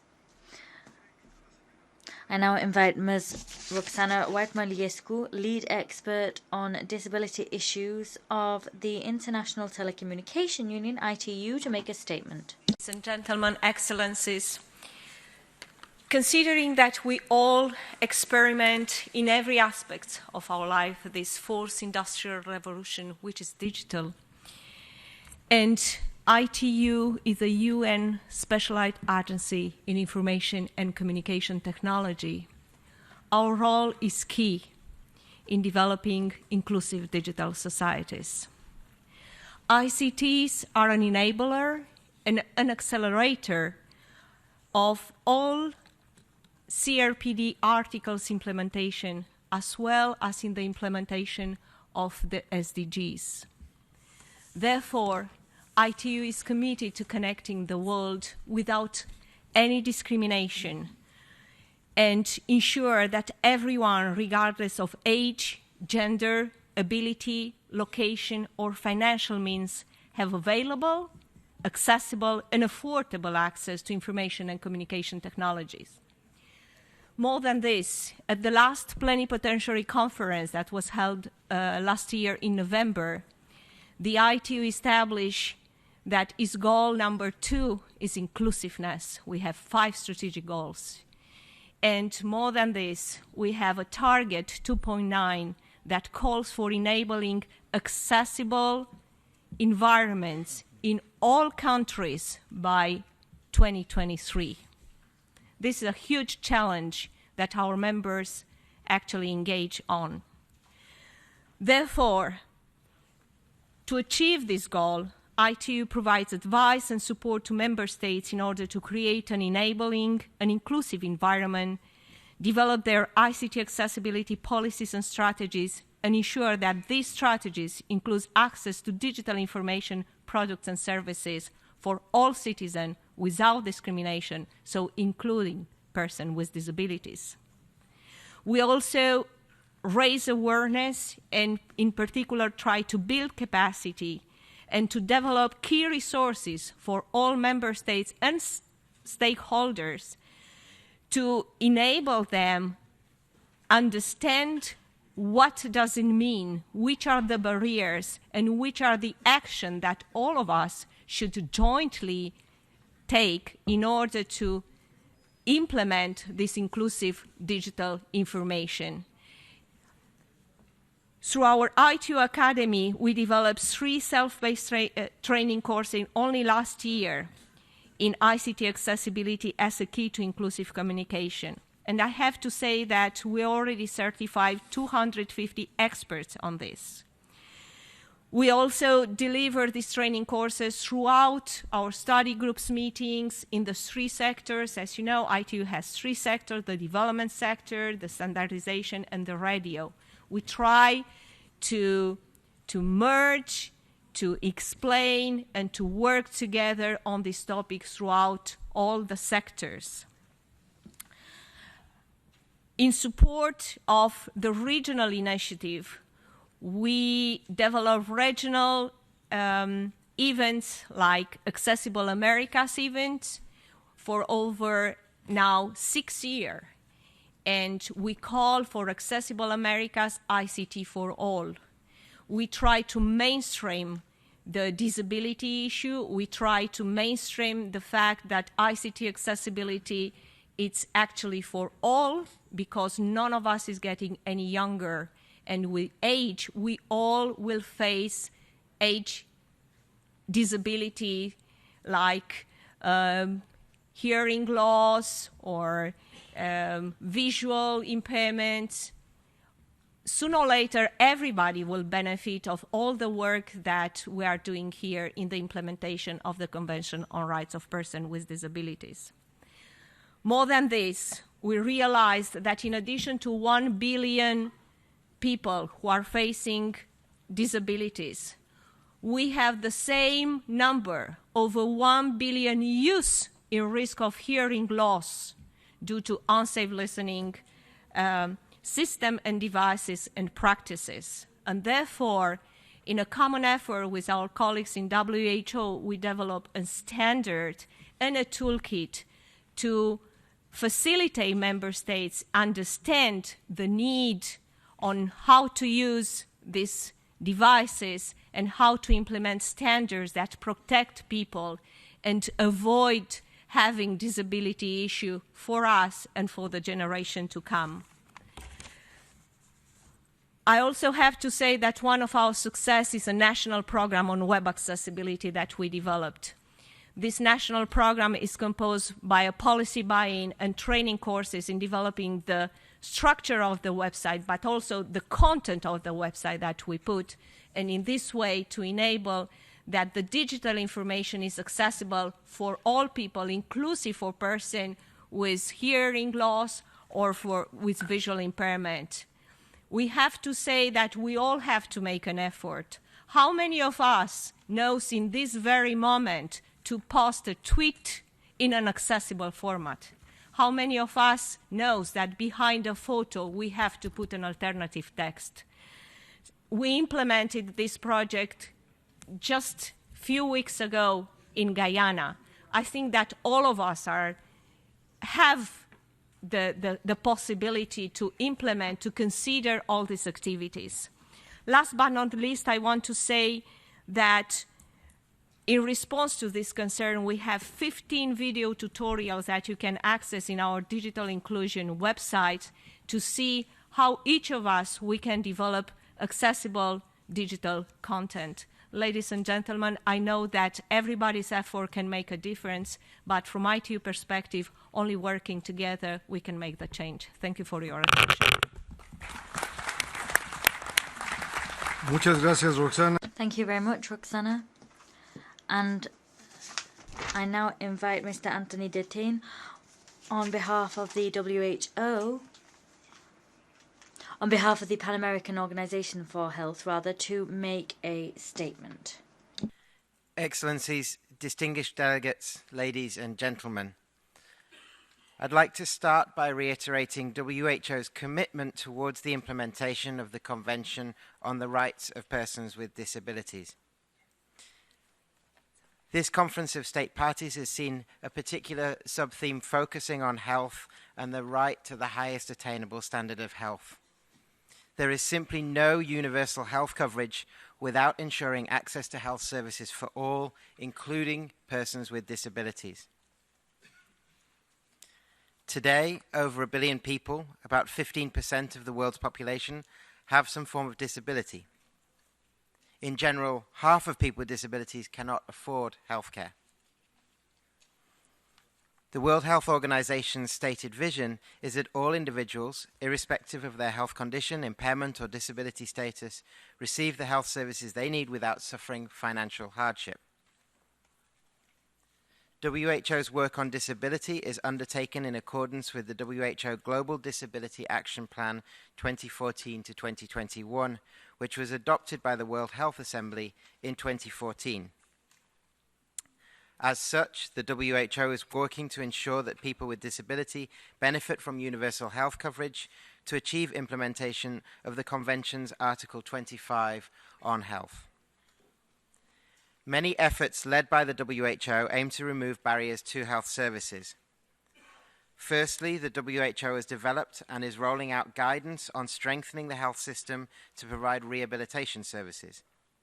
In addition, work is also underway to develop a package of rehabilitation interventions to facilitate the inclusion of rehabilitation in universal health coverage. The WHO is currently supporting 14 member states to implement the package.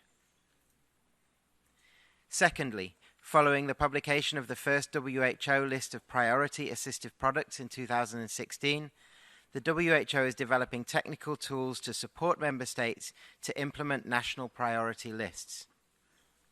This includes specifications to guide procurement of priority assistive products in collaboration with UNICEF, financing options, and training modules to support access to basic assistive products at the community level.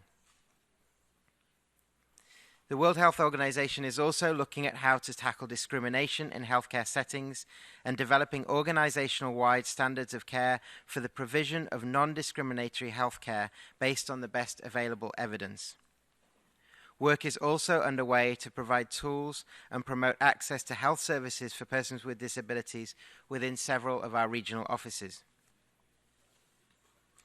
In addition, WHO, together with the World Bank, is helping countries to implement the Model Disability Survey with the aim of strengthening statistical systems to ensure quality data on disability are collected and used effectively to inform policy and practice.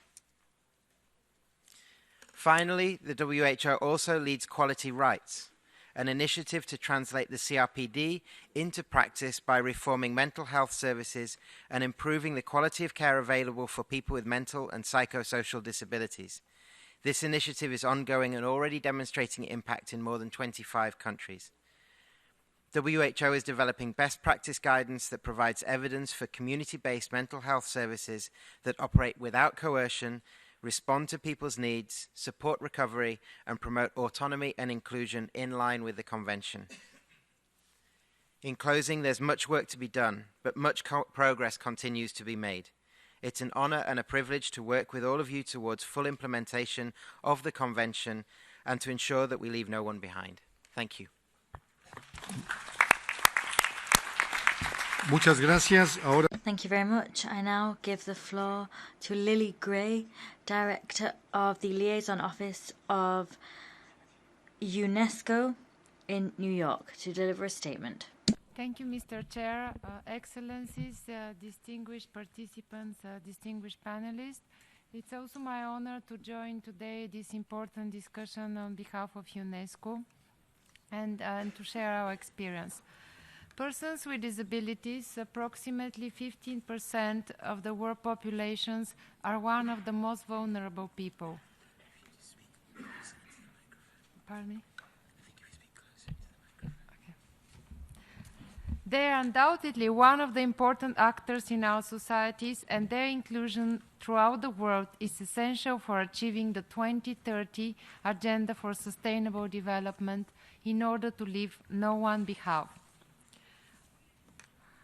Since a decade, UNESCO has undertaken a lot of efforts to provide access to information and knowledge using information and communication technologies, and in order for the technological and scientific potential to make significant improvements in the lives of people living with disabilities by enhancing their social, political, and economic integration in communities and societies.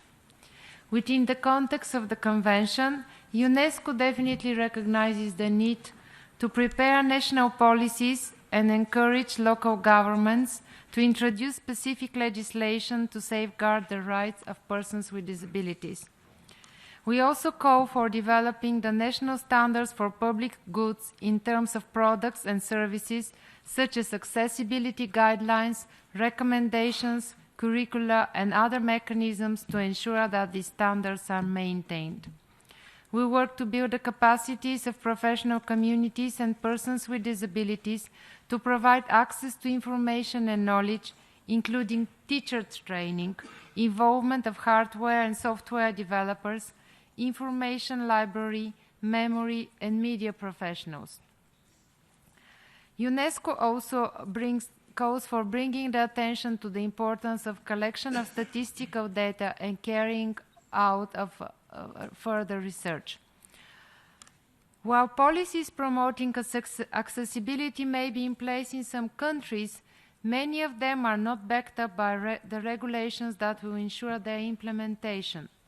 Therefore, the challenge now is to mainstream a disability perspective in all actions, including legislation, policy and programs in all areas and at all levels of development planning.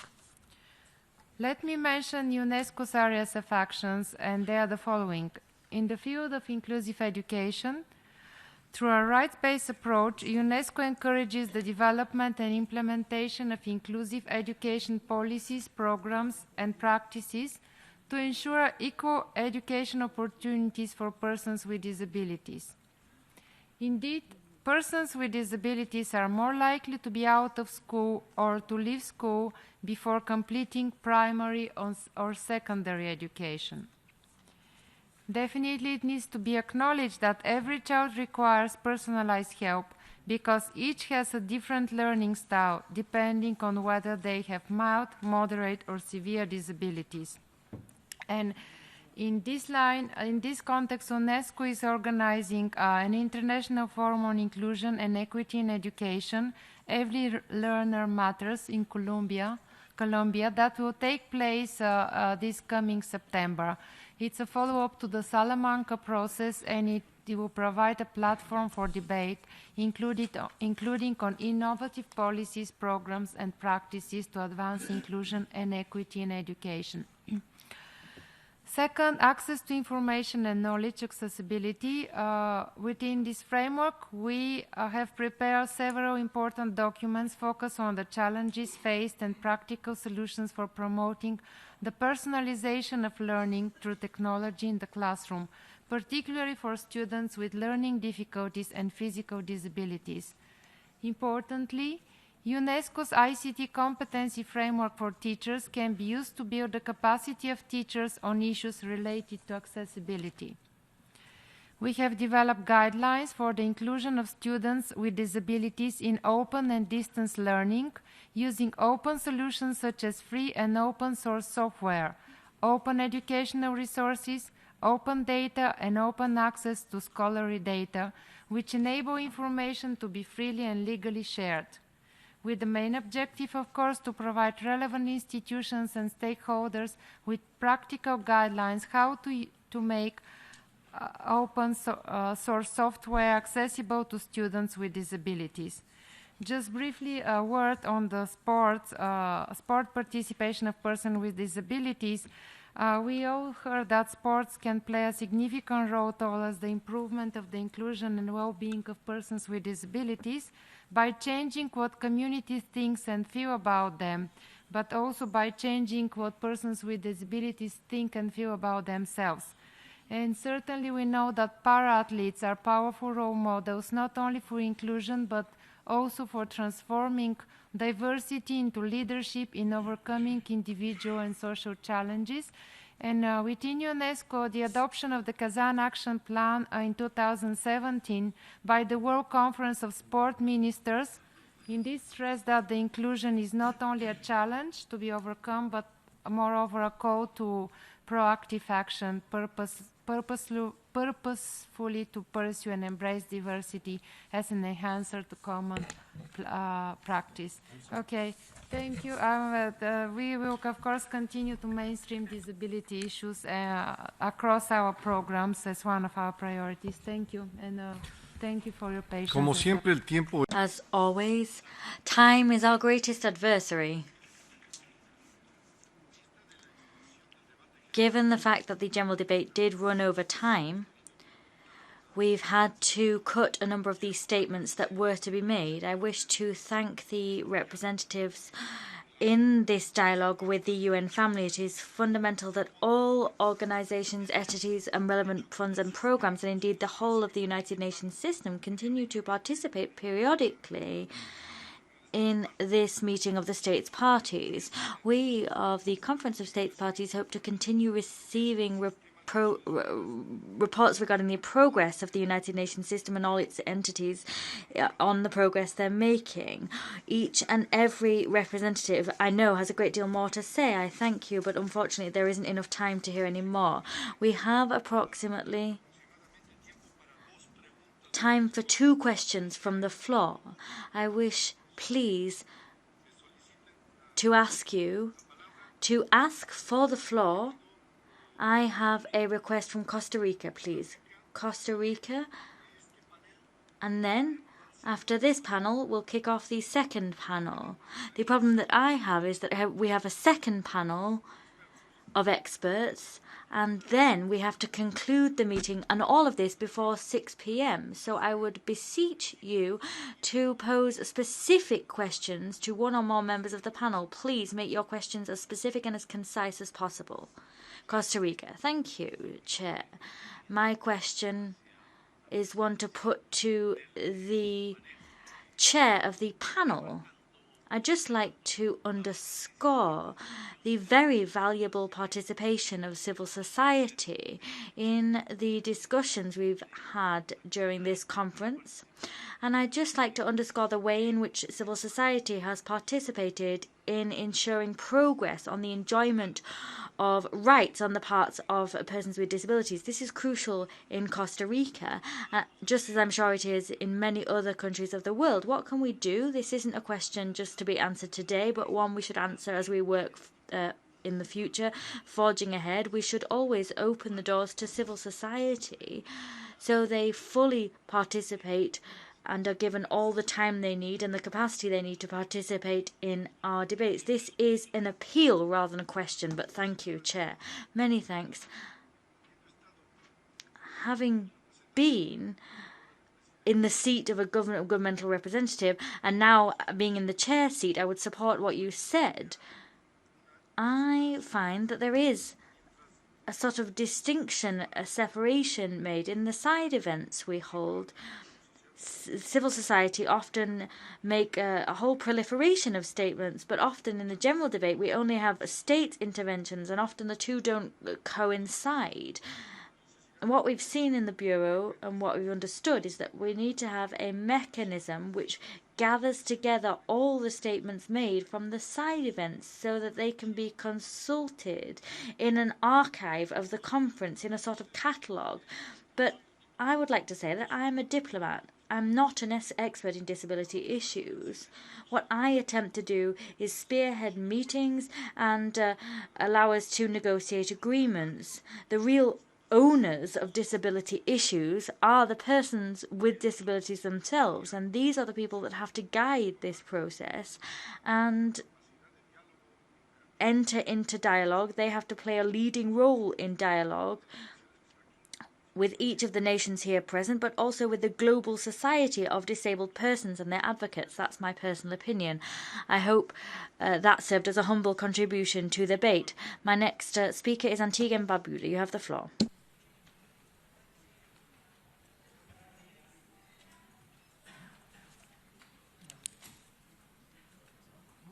Antigua y Barbuda, no? Antigua and Barbuda, please. No? Colombia, please. Many thanks. Warm greetings to all member countries that are here with us today. I wish to extend an invitation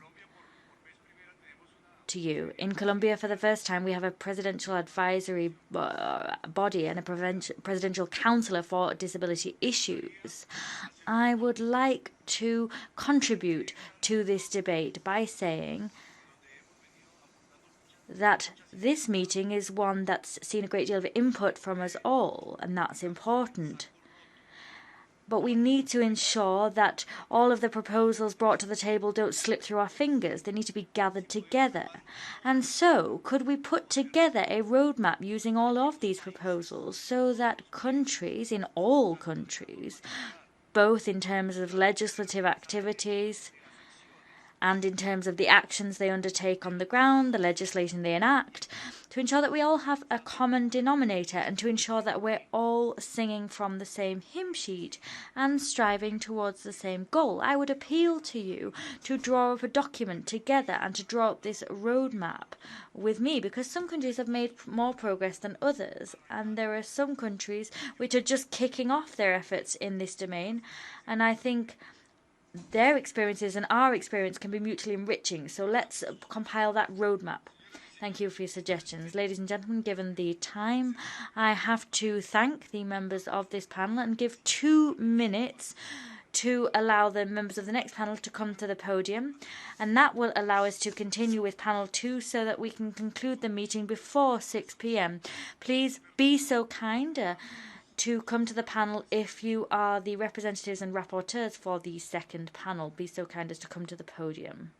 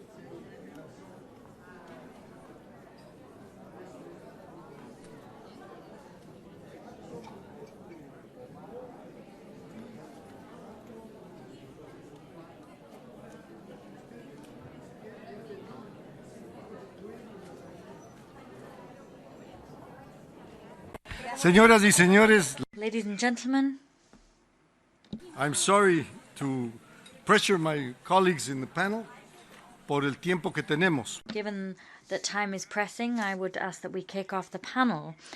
First of all, I'd like the guests on the podium to give us their initial remarks. I am a first-hand witness of the work that they've done in the side events and in other meetings. We've held a series of meetings where they've been able to speak, so please boil down to 4 minutes what you want to say. First of all, I invite Ms. Catalina de Banda, Special Rapporteur on the Rights of Persons with Disabilities, to issue her statement. Señor Presidente. Thank you, Chair. I wish to begin by thanking you for the invitation to be present at this panel. As you know, my office has been actively supporting indeed, the process by which we have adopted the United Nations Disability Inclusion Strategy. This was adopted recently under the leadership of the Secretary-General. As a part of these endeavours, my office last year undertook a baseline study looking into the United Nations system. The goal of this study was to pinpoint the challenges and opportunities in strengthening the system's capacities to promote the rights of persons with disabilities. For the purposes of this study, a total of 40 bodies of the UN Sustainable Development Group were surveyed, and we took a sample of 40 country teams. Moreover, additional consultations were held with the High-Level Committee on Management, the Department of Management, the Department of Peacekeeping Operations, and various civil servants of the United Nations, and of course, we surveyed organizations working for and with and comprising persons with disabilities. The conclusions and recommendations of the final report fueled the UNDIS, the integration strategy. I have every faith that the implementation of the UNDIS will constitute a starting point as we usher in an organizational transformation in terms of the support it will extend to states as they look to ensure that persons with disabilities can enjoy their rights, because for the first time we have tools which facilitate accountability and consistency in the work of all United Nations entities that focusing on persons with disabilities. The time has come to focus on entities of the systems, including agencies, funds and programs, to ensure that responsibilities shoulders are discharged. All entities should review their practice in terms of disability issues and establish internal mechanisms to follow up on the implementation of the disability inclusion strategy, the UNDIS. Moreover, cross-cutting measures should be adopted across the organization to ensure the strategy's sustainability. For example, strategies for accessibility, hiring and employment. The common goal is to achieve a situation in which nobody with a disability is left behind. The UN is a fundamental strategic ally in this endeavour, and therefore the implementation of the UNDIS should be supported by and closely monitored by states and organisations of persons with disabilities. Delegates, I would like to use the rest of my speaking time to talk about the work that I've undertaken this last year. We have 6 thematic reports that were mentioned in the last conference, but in addition there were 2 new reports produced, one on the right of health and on the deprivation of liberty for reasons of disability. All of these reports have been published in easy reading format, as is a practice and is a stipulation of my mandate. Last year I visited Kuwait and Canada. I thank their governments for their hospitality. Moreover, I have continued to closely monitor several international, regional and national processes, as well as to promote the exchange of good practices within the United Nations and the exchange of good practices between states and civil society. Last year, I actively participated in the working group of the World Study on Children Deprived of Liberty. I was in charge of drafting the cross-cutting chapter on disability. I've also appeared before the Spanish Senate and the French National Assembly to discuss the rights of persons with disabilities. Together with the Office of the High Commissioner on Human Rights, I held a meeting with judges and experts in various countries to discuss how to promote the access to justice on the part of persons with disabilities. Finally, I've continued to cooperate with several human rights mechanisms of the United Nations to promote the rights of persons with disabilities. Delegates, I would like to conclude by reiterating my commitment to continuing to work and to indeed bolster my efforts in order to ensure better consistency across the system to ultimately ensure better inclusion of persons with disabilities. The United Nations can and must stand as an example in terms of in the inclusion of persons with disabilities in all fields. Many thanks. Many thanks, Catalina. I now give the floor to Maria Soledad Cisternas Reyes, the Special Envoy of the Secretary General on Disabilities and Accessibility, to make a statement. You have the floor, Madam. Many thanks. I promise I'll stick to my speaking time. I have chosen an initiative, a specific initiative that I'll talk about. This is one of the initiatives that my mandate has covered. I'm going to talk about the campaign for the proper treatment of disabled children. And this was a campaign launched following several complaints filed where the treatment of children with disabilities was concerned. I spearheaded this campaign. I've presented it in the Asia-Pacific region, in the Middle East, Africa, Latin America. And next week I'll be with the OAS. And it's been rolled out in all of these areas and will be rolled out in new countries. I would ask you to read the principles of this campaign, and that's a document that's been disseminated in several languages, including English, Spanish and Arabic. Protection, well-being and development as a girl, boy or adolescent with disabilities. Girls, boys, and adolescents with disabilities should always be well treated, like other children and adolescents, protecting them from all forms of violence and abuse. Good treatment will produce positive effects on their physical and mental development. Commit to me. Principle number 1. I exist as I am, and I am a person just like you. I deserve to be respected and have my diversity valued. I have the same dignity and human rights as you and everyone else. Principle number 2. I like that you are kind, you love me, and play with me. You should like to be loved and treated equally too. Have my best interest at heart and enjoy life with me. Principle number 3. I like that you take care of me, protect me, and teach me how to protect myself. I will also be there for you in my own way. Principle number 4. I want you to accept me as I am, help me develop my abilities and talents, and give me a good quality education. I am happy when you see my strengths and help me to engage with others. Principle number 6. I like that you listen to me, explain to me what is happening, and consider my opinion. This makes me feel safe and helps me learn and develop. Principle number 6. I like that you believe in me and help me grow. This strengthens my self-esteem, my capacity, and my autonomy. Principle number 7. I like that you understand me, support me, and reassure me when I'm upset, angry, or frustrated. Often, it is in these moments that I need you most. Principle number 8. I like it when you include me.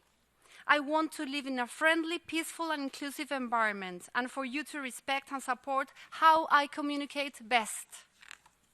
Principle number 9. I want you to respect me and protect me from all forms of violence and everywhere and under all circumstances. Just as anyone else, my body, my soul, and my mind deserve to be protected. Principle number 10. It matters to me that you believe me. I need to be trusted just like you. Many thanks. Many thanks for reading that. We invite delegations of states parties to share these principles that were established using input from both children and the community, an input that children have fed into their communities. I'd particularly thank Chile's Association for the Disabled. They printed off the books that have been given to delegations. I also thank Unesco that supported the production of the video that you were able to watch on the first day. UNICEF, rather, says the speaker. I thank UNICEF for their support in the production of the video that you saw on the first day of the Conference of States Parties. So please distribute that video, and we thank you for your support.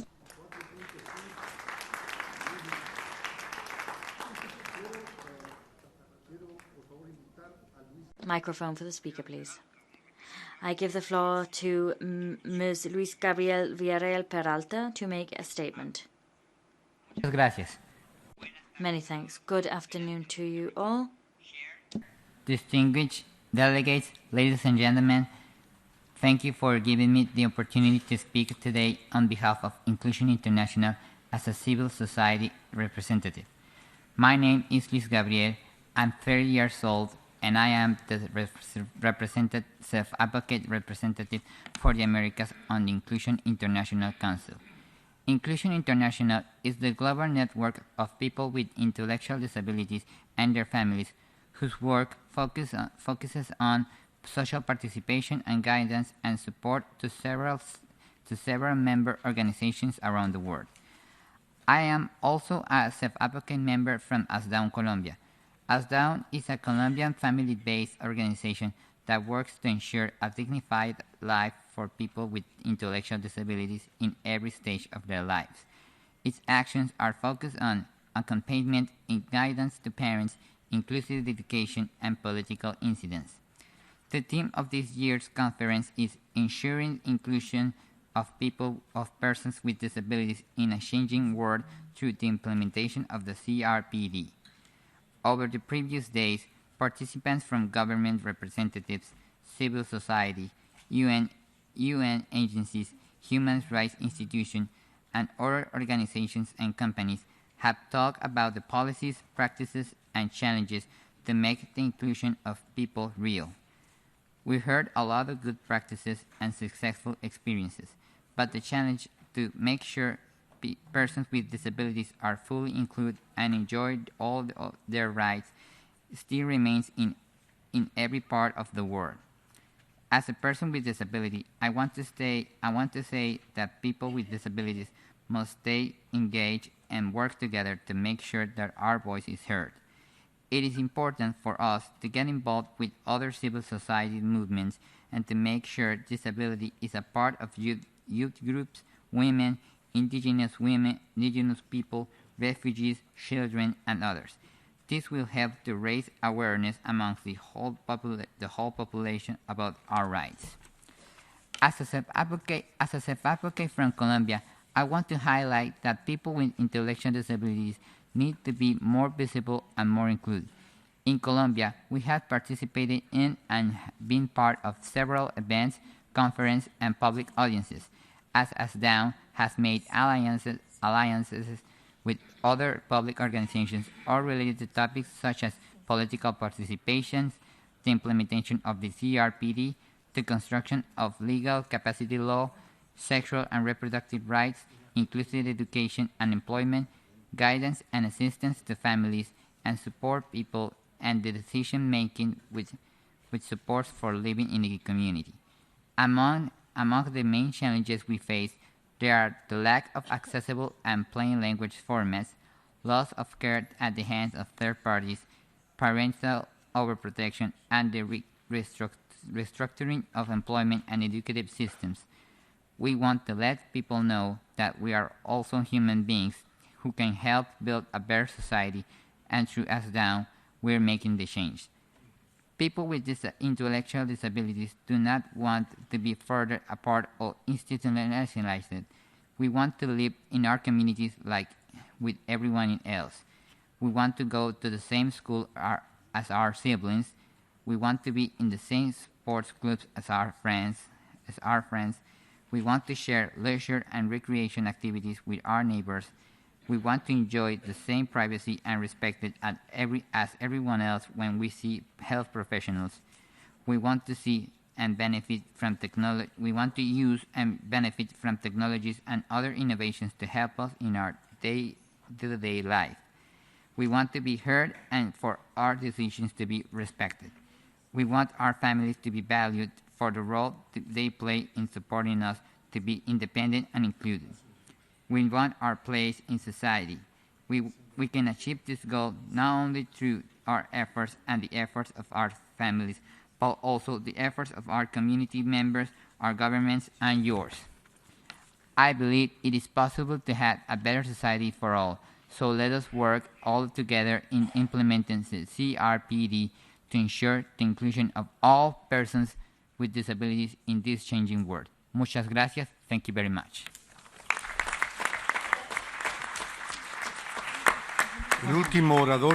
The last speaker on this panel is Mr. Montian Bhutan.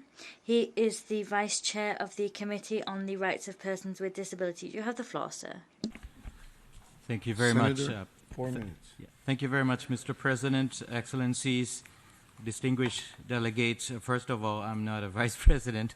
I never ran for any position in the Bureau of the committee. I'm just reading the text on behalf of the President. On behalf of the Committee on the Rights of Persons with Disabilities, I would like to report to all of you that to date we note 178 countries thus far have ratified the Convention on the Rights of Persons with Disabilities. And we note with appreciation the ratification of Kyrgyzstan recently. The committee has so far reviewed 86 reports of the state party, most of them initial report, but now we're beginning to, with the periodic report. We're still facing a lot of backlog though. Over the years, we stress that the committee's main objective is to support the state parties in their effort to implement the convention and make its provision as reality in the lives of persons with disabilities through appropriate measures such as laws and policies. Here, I must highlight some of the concerns that still challenge a full implementation of the Convention and the achievement of the overarching of the goal of this Conference of State Parties, quote, inclusion of persons with disabilities in a changing world through the implementation of the CRPD. The first one is denial of legal capacity, which led to substituted decision-making, institutionalization, forced treatment, including sterilization and forced abortion for women and girls with disabilities without their informed consent.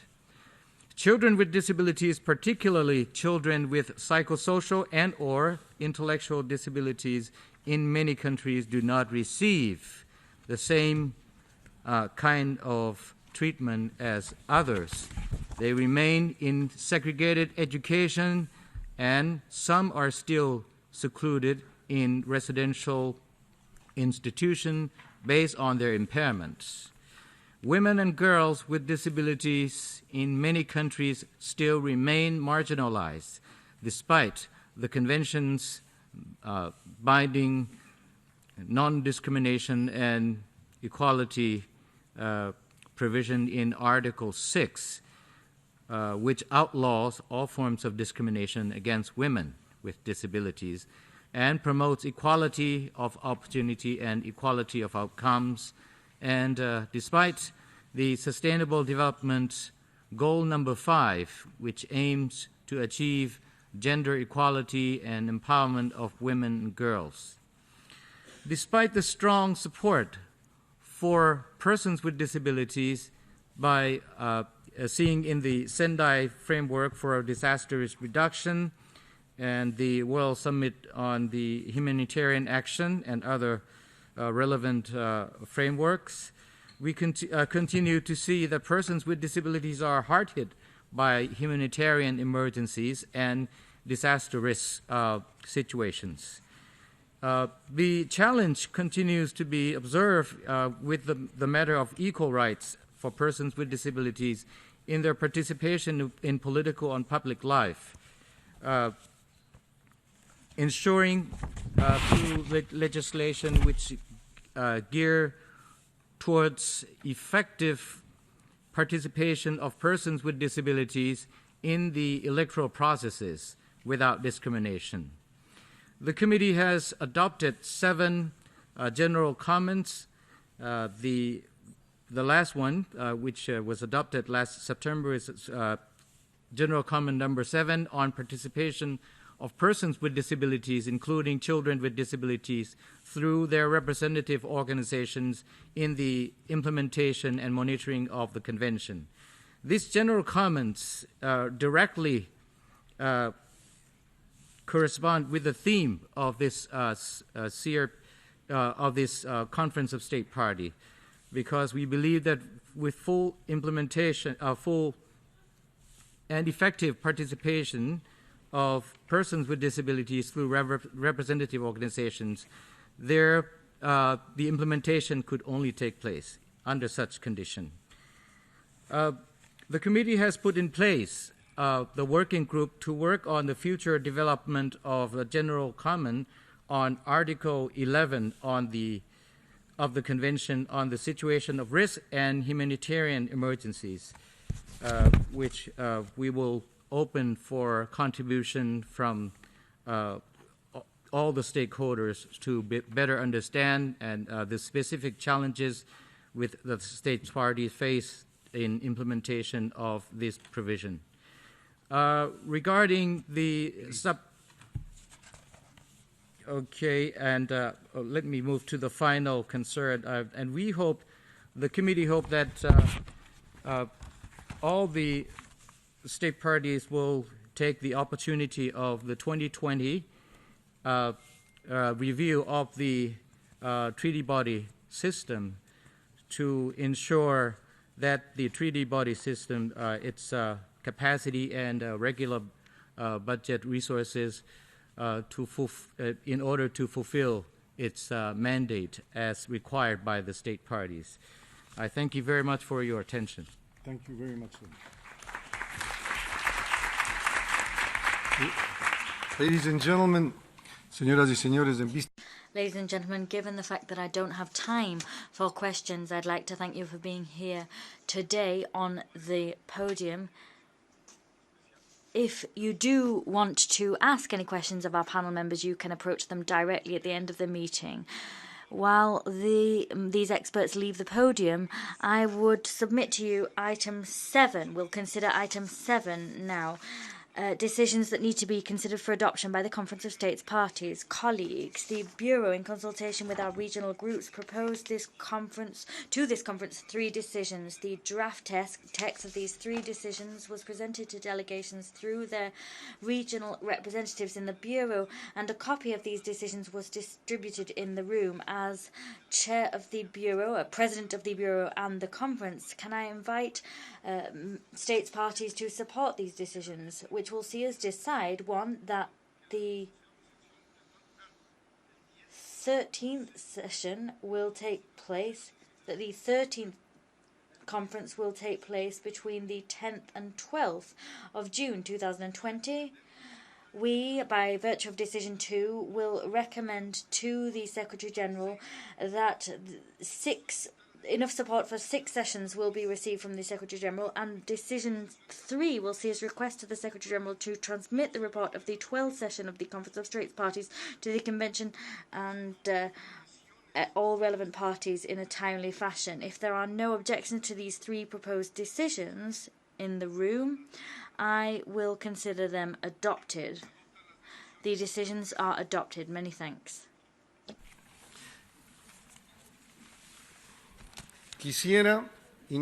I now wish to begin the last part of this afternoon's meeting.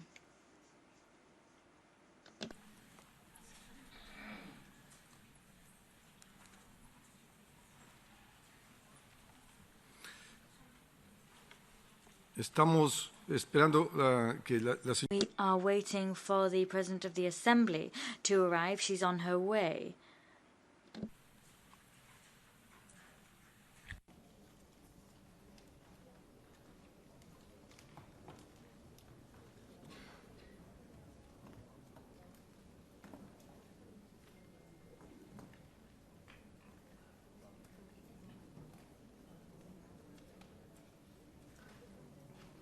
We have suspended the meeting to wait for the PGA's arrival.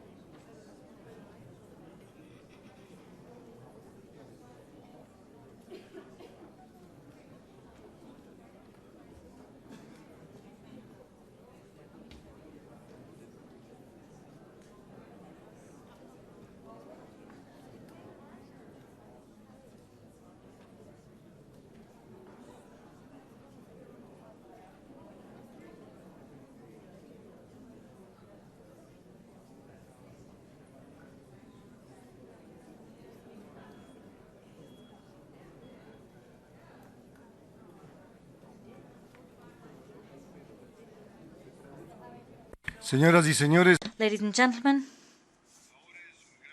now it is a great honor and privilege for me to invite Her Excellency Ms. Maria Fernanda Espinosa Garces, President of the General Assembly, to deliver a statement. Your Excellency, you have the floor. Many thanks. Distinguished Ambassador Luis Gallegos, President of the Conference of States Parties and Permanent Representative of Ecuador to the United Nations, Excellencies, representatives of civil society and of organizations representing persons with disabilities, ladies and gentlemen, I wish to begin by congratulating the Ecuadorian presidency of this conference.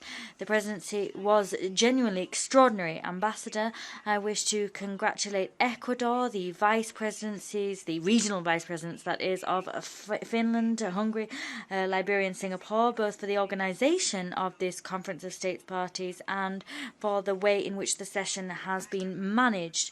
I wish to point to the substantive participation of states, of the agencies of the United Nations system, and of civil society organizations that are so crucial to our discussions and to ensure that we can make progress on the rights of persons with disabilities. Your efforts over the last 12 years have made this conference the largest and most effective global forum for the empowerment of persons with disabilities.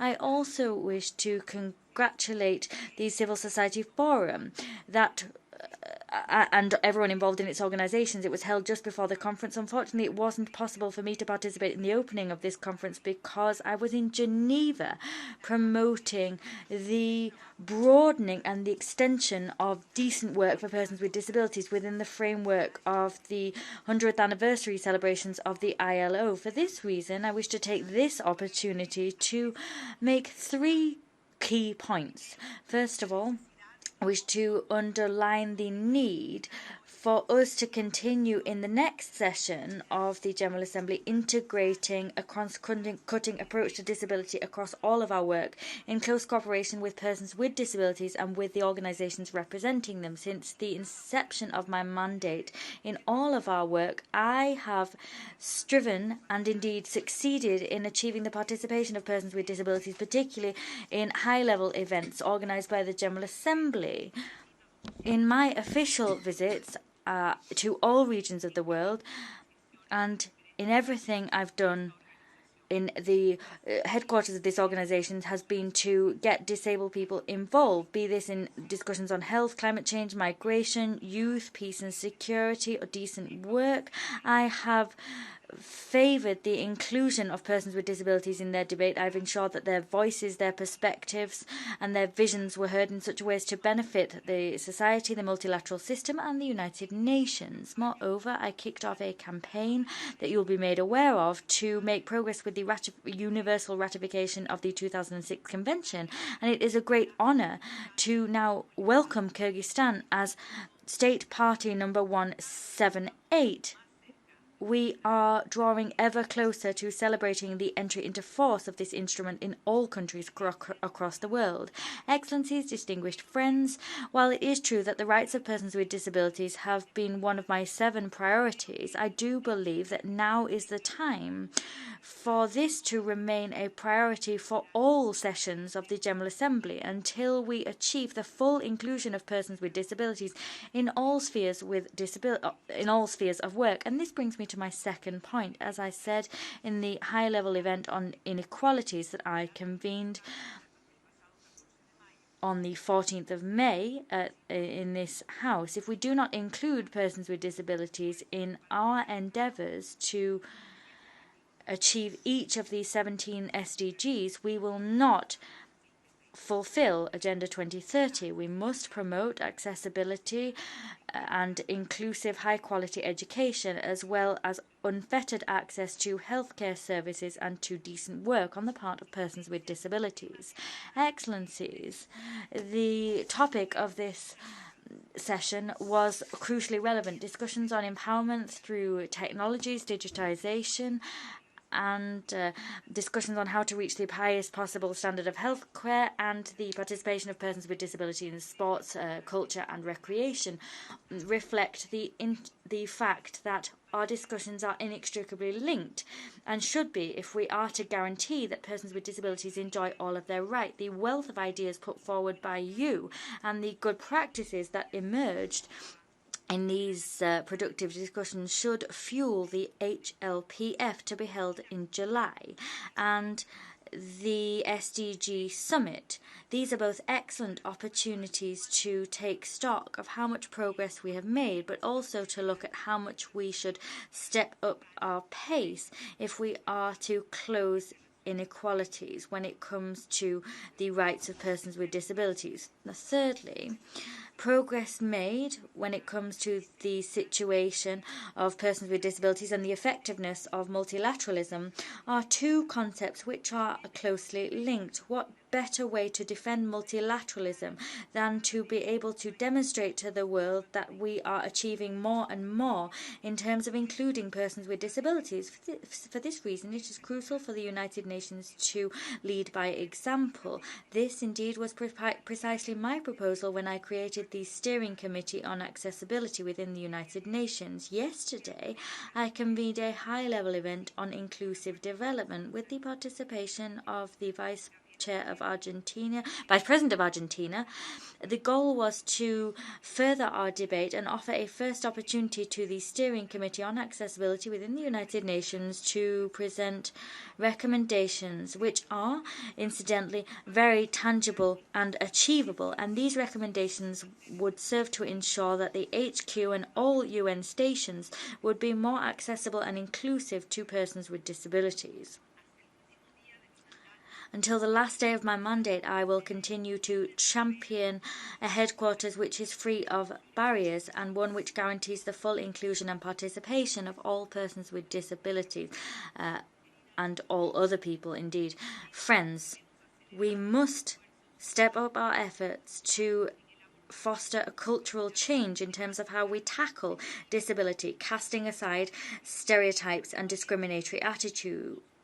We will continue to work together to, once and for all, bring down the physical barriers, but above all, the social prejudices which affect the rights of the largest minority in the world.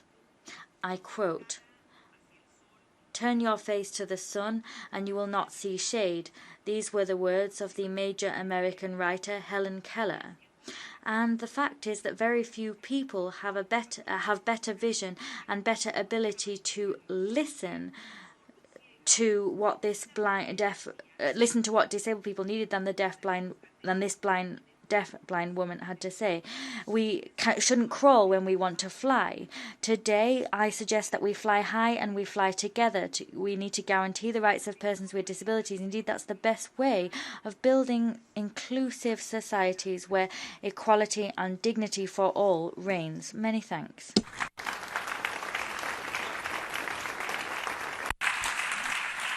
Muchas gracias, señora Presidenta. Many thanks.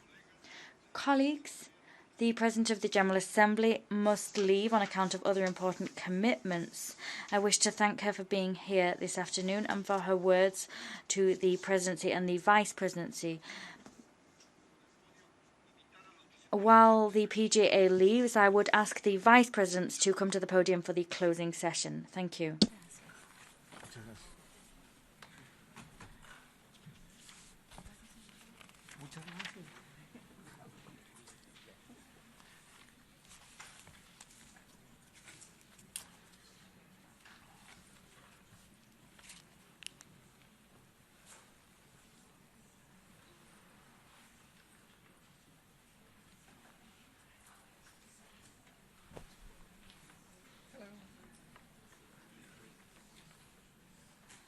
Hello.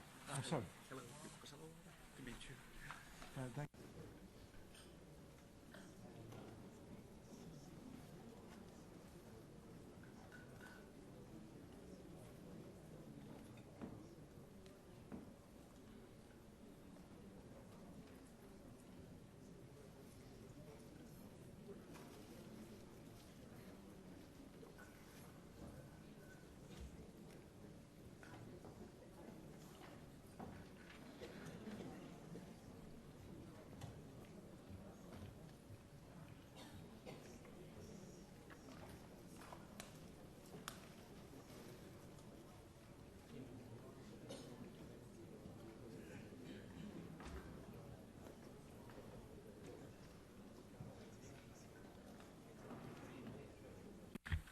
Quiero invitar a los señores. I wish to invite the Vice Presidents of the Conference of States Parties to issue short closing statements. Please, the Ambassador of Hungary, you have the floor. Thank you very much.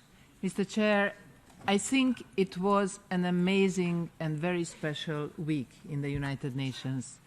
On behalf of Hungary and my team, I really feel privileged that we've been working towards a very successful and influential, interesting session what we had here in this House.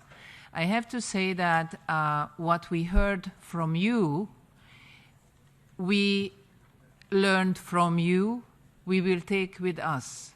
And this is why this session is so important. I talked about that yesterday during our session in the afternoon, that it is unique because member states, civil society, NGOs, different voices from all over the world really join forces and educate each other, listen to each other, and share their experiences and share their ideas. So we've been actively taking part in the work of the committee and in the conference. We are looking forward to continuing our work because there are more years to come.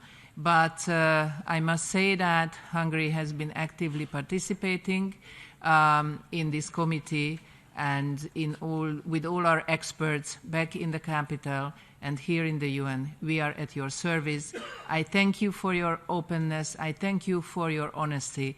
Thank you for coming and sharing. Thank you, Mr. President. Muchas gracias, señor. Many thanks to you, Ambassador. Quisiera pedir al... I'd like to now ask the Vice President.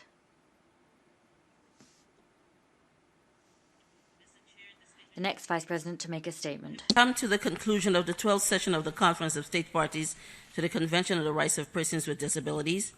Liberia is especially honored to have been elected as Vice President for the Conference of State Parties to the Rights of the Persons with Disability. To this end, we express our gratitude to the group of African states for the implicit trust reposed in us to serve in this capacity for 2 years, and we would like to assure you of our unflinching commitment to serve diligently. On the heels of the conclusion of this session, we can safely assert that it has been very productive, intuitive, and successful. It is my ardent hope that, having been privileged to have listened to the diverse perspectives shared during the process, we will endeavor to implement best practices geared toward making our societies inclusive and fit for persons with disabilities, thus making them an integral part of decision-making on issues which concern them. Allow me to use this moment to extend deepest thanks to all the delegations as well as civil society for their participation and enriching engagements. A special recognition goes to my delegation headed by the Executive Director of the National Commission on Disabilities, and we acknowledge with gratitude the pivotal involvement of the UN Program on Disabilities Secretariat for the Convention on the Rights of Persons with Disabilities. The expertise and guidance of the Secretariat are indispensable to any conference.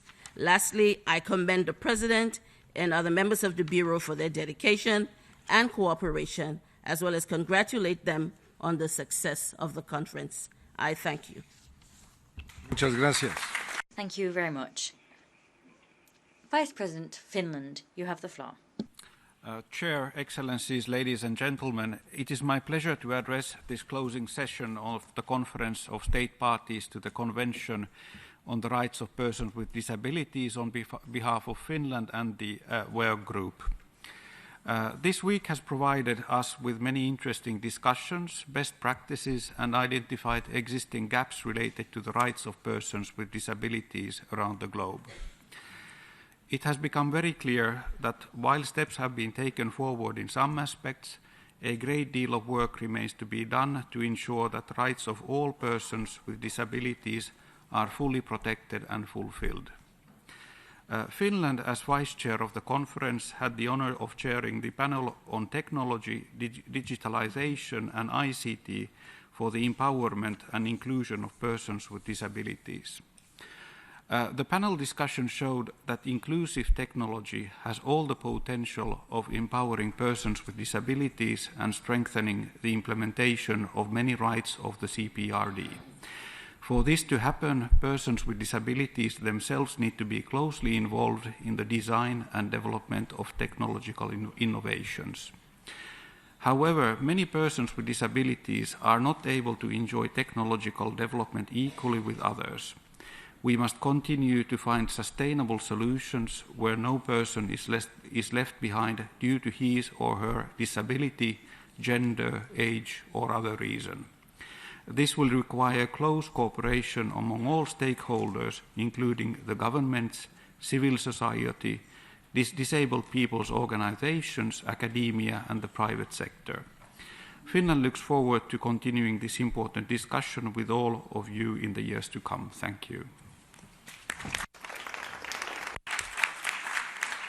I thank the Vice President of Finland, and I now give the floor to the Vice President of Singapore. Thank you, Ambassador, Mr. President. Mr. President, Ministers, Excellencies, it has been an honor and privilege for Singapore to serve as the Vice President of the Bureau of the 12th Conference of States Parties to the CRPD on behalf of the Asia-Pacific Group of States. Under the leadership, guidance, and dedication of the President, Ambassador Luis Gallegos of Ecuador, and the strong commitment and efforts of our fellow Bureau members from Finland, Hungary, and Liberia, the Bureau has worked tirelessly to bring to fruition a successful and meaningful conference. In serving on the Bureau, we have sought to bring to the table our Singapore ethos of building a fair, equitable, and inclusive society where persons with disabilities are included, empowered, and given every opportunity to achieve their fullest potential and meaningfully and actively participate as integral and contributing members of society.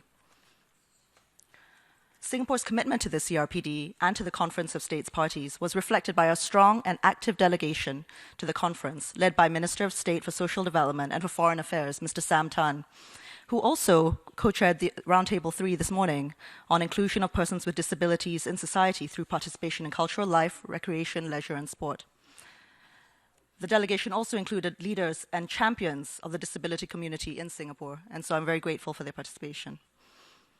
By states parties, observers, civil society, and the UN system coming together and sharing our best practices and experiences in a spirit of partnership, our hope is that we can all do even more to advance the rights of persons with disabilities and build a more inclusive world.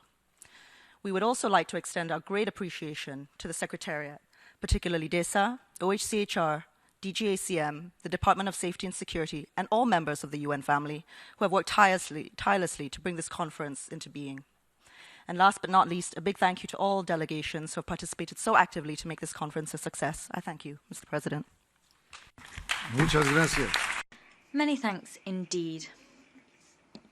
Estimados Distinguished Vice Presidents of the Conference, Excellencies, ladies and gentlemen, we have reached the end of this highly productive session of the conference. We have succeeded in covering a wealth of topics, and we have heard very fruitful and in-depth discussions and had rich exchanges of ideas and experiences that are innovative in nature to make a reality the rights of persons with disabilities. We had a record number of statements made during the general debate, and we heard countless clear expressions of robust support at an international level and support for and commitment to the promotion of rights of persons with disabilities, commitment to raising awareness and to ensuring the inclusion of persons with disabilities in a changing world through the implementation of the Convention. We also held 3 round tables in recent days. We have emphasized the importance of increasing access to technology, digitization, and ITCs for the empowerment and the inclusion of persons with disabilities. We've underscored the need to take urgent measures to promote social inclusion and the right to the highest possible level of health of persons with disabilities.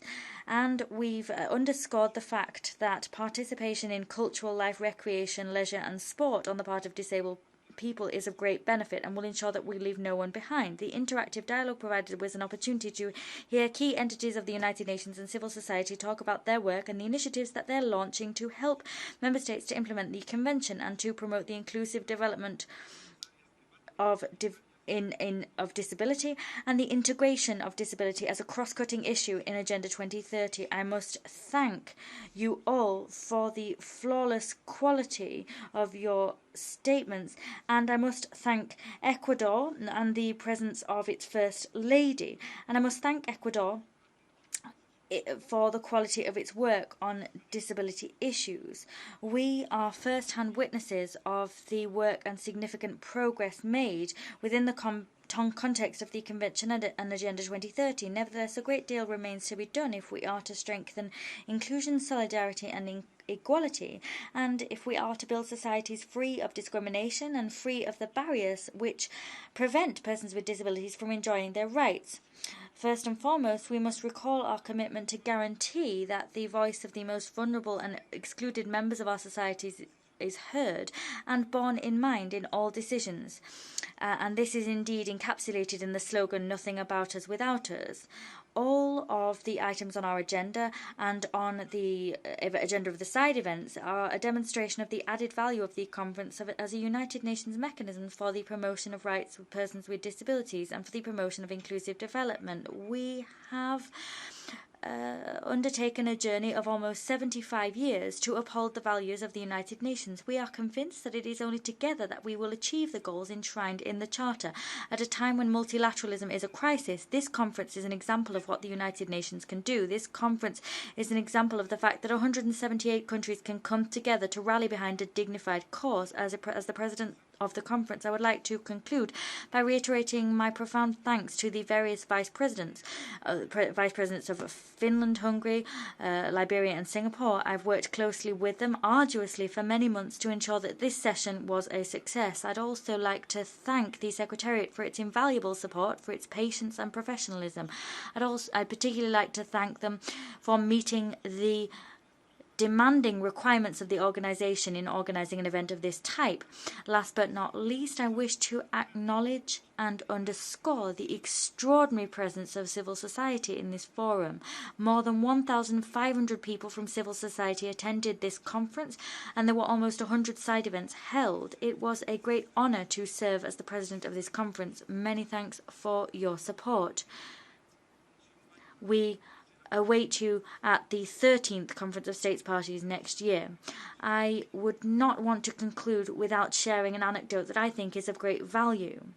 People are born with a disability, or they can acquire it over the course of their life as a result of illness, accidents, war, or other incidents. But all of us, as we grow old, will ultimately be disabled. We need to change our mentality. We need to change the chip, to use modern vernacular. This is not a minority issue, it's an issue that concerns us all. The universal nature of this issue means that we must ultimately respect and uphold human rights. Thank you.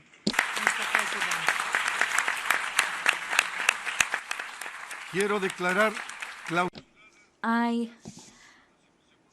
declare this session closed. Many thanks for your presence.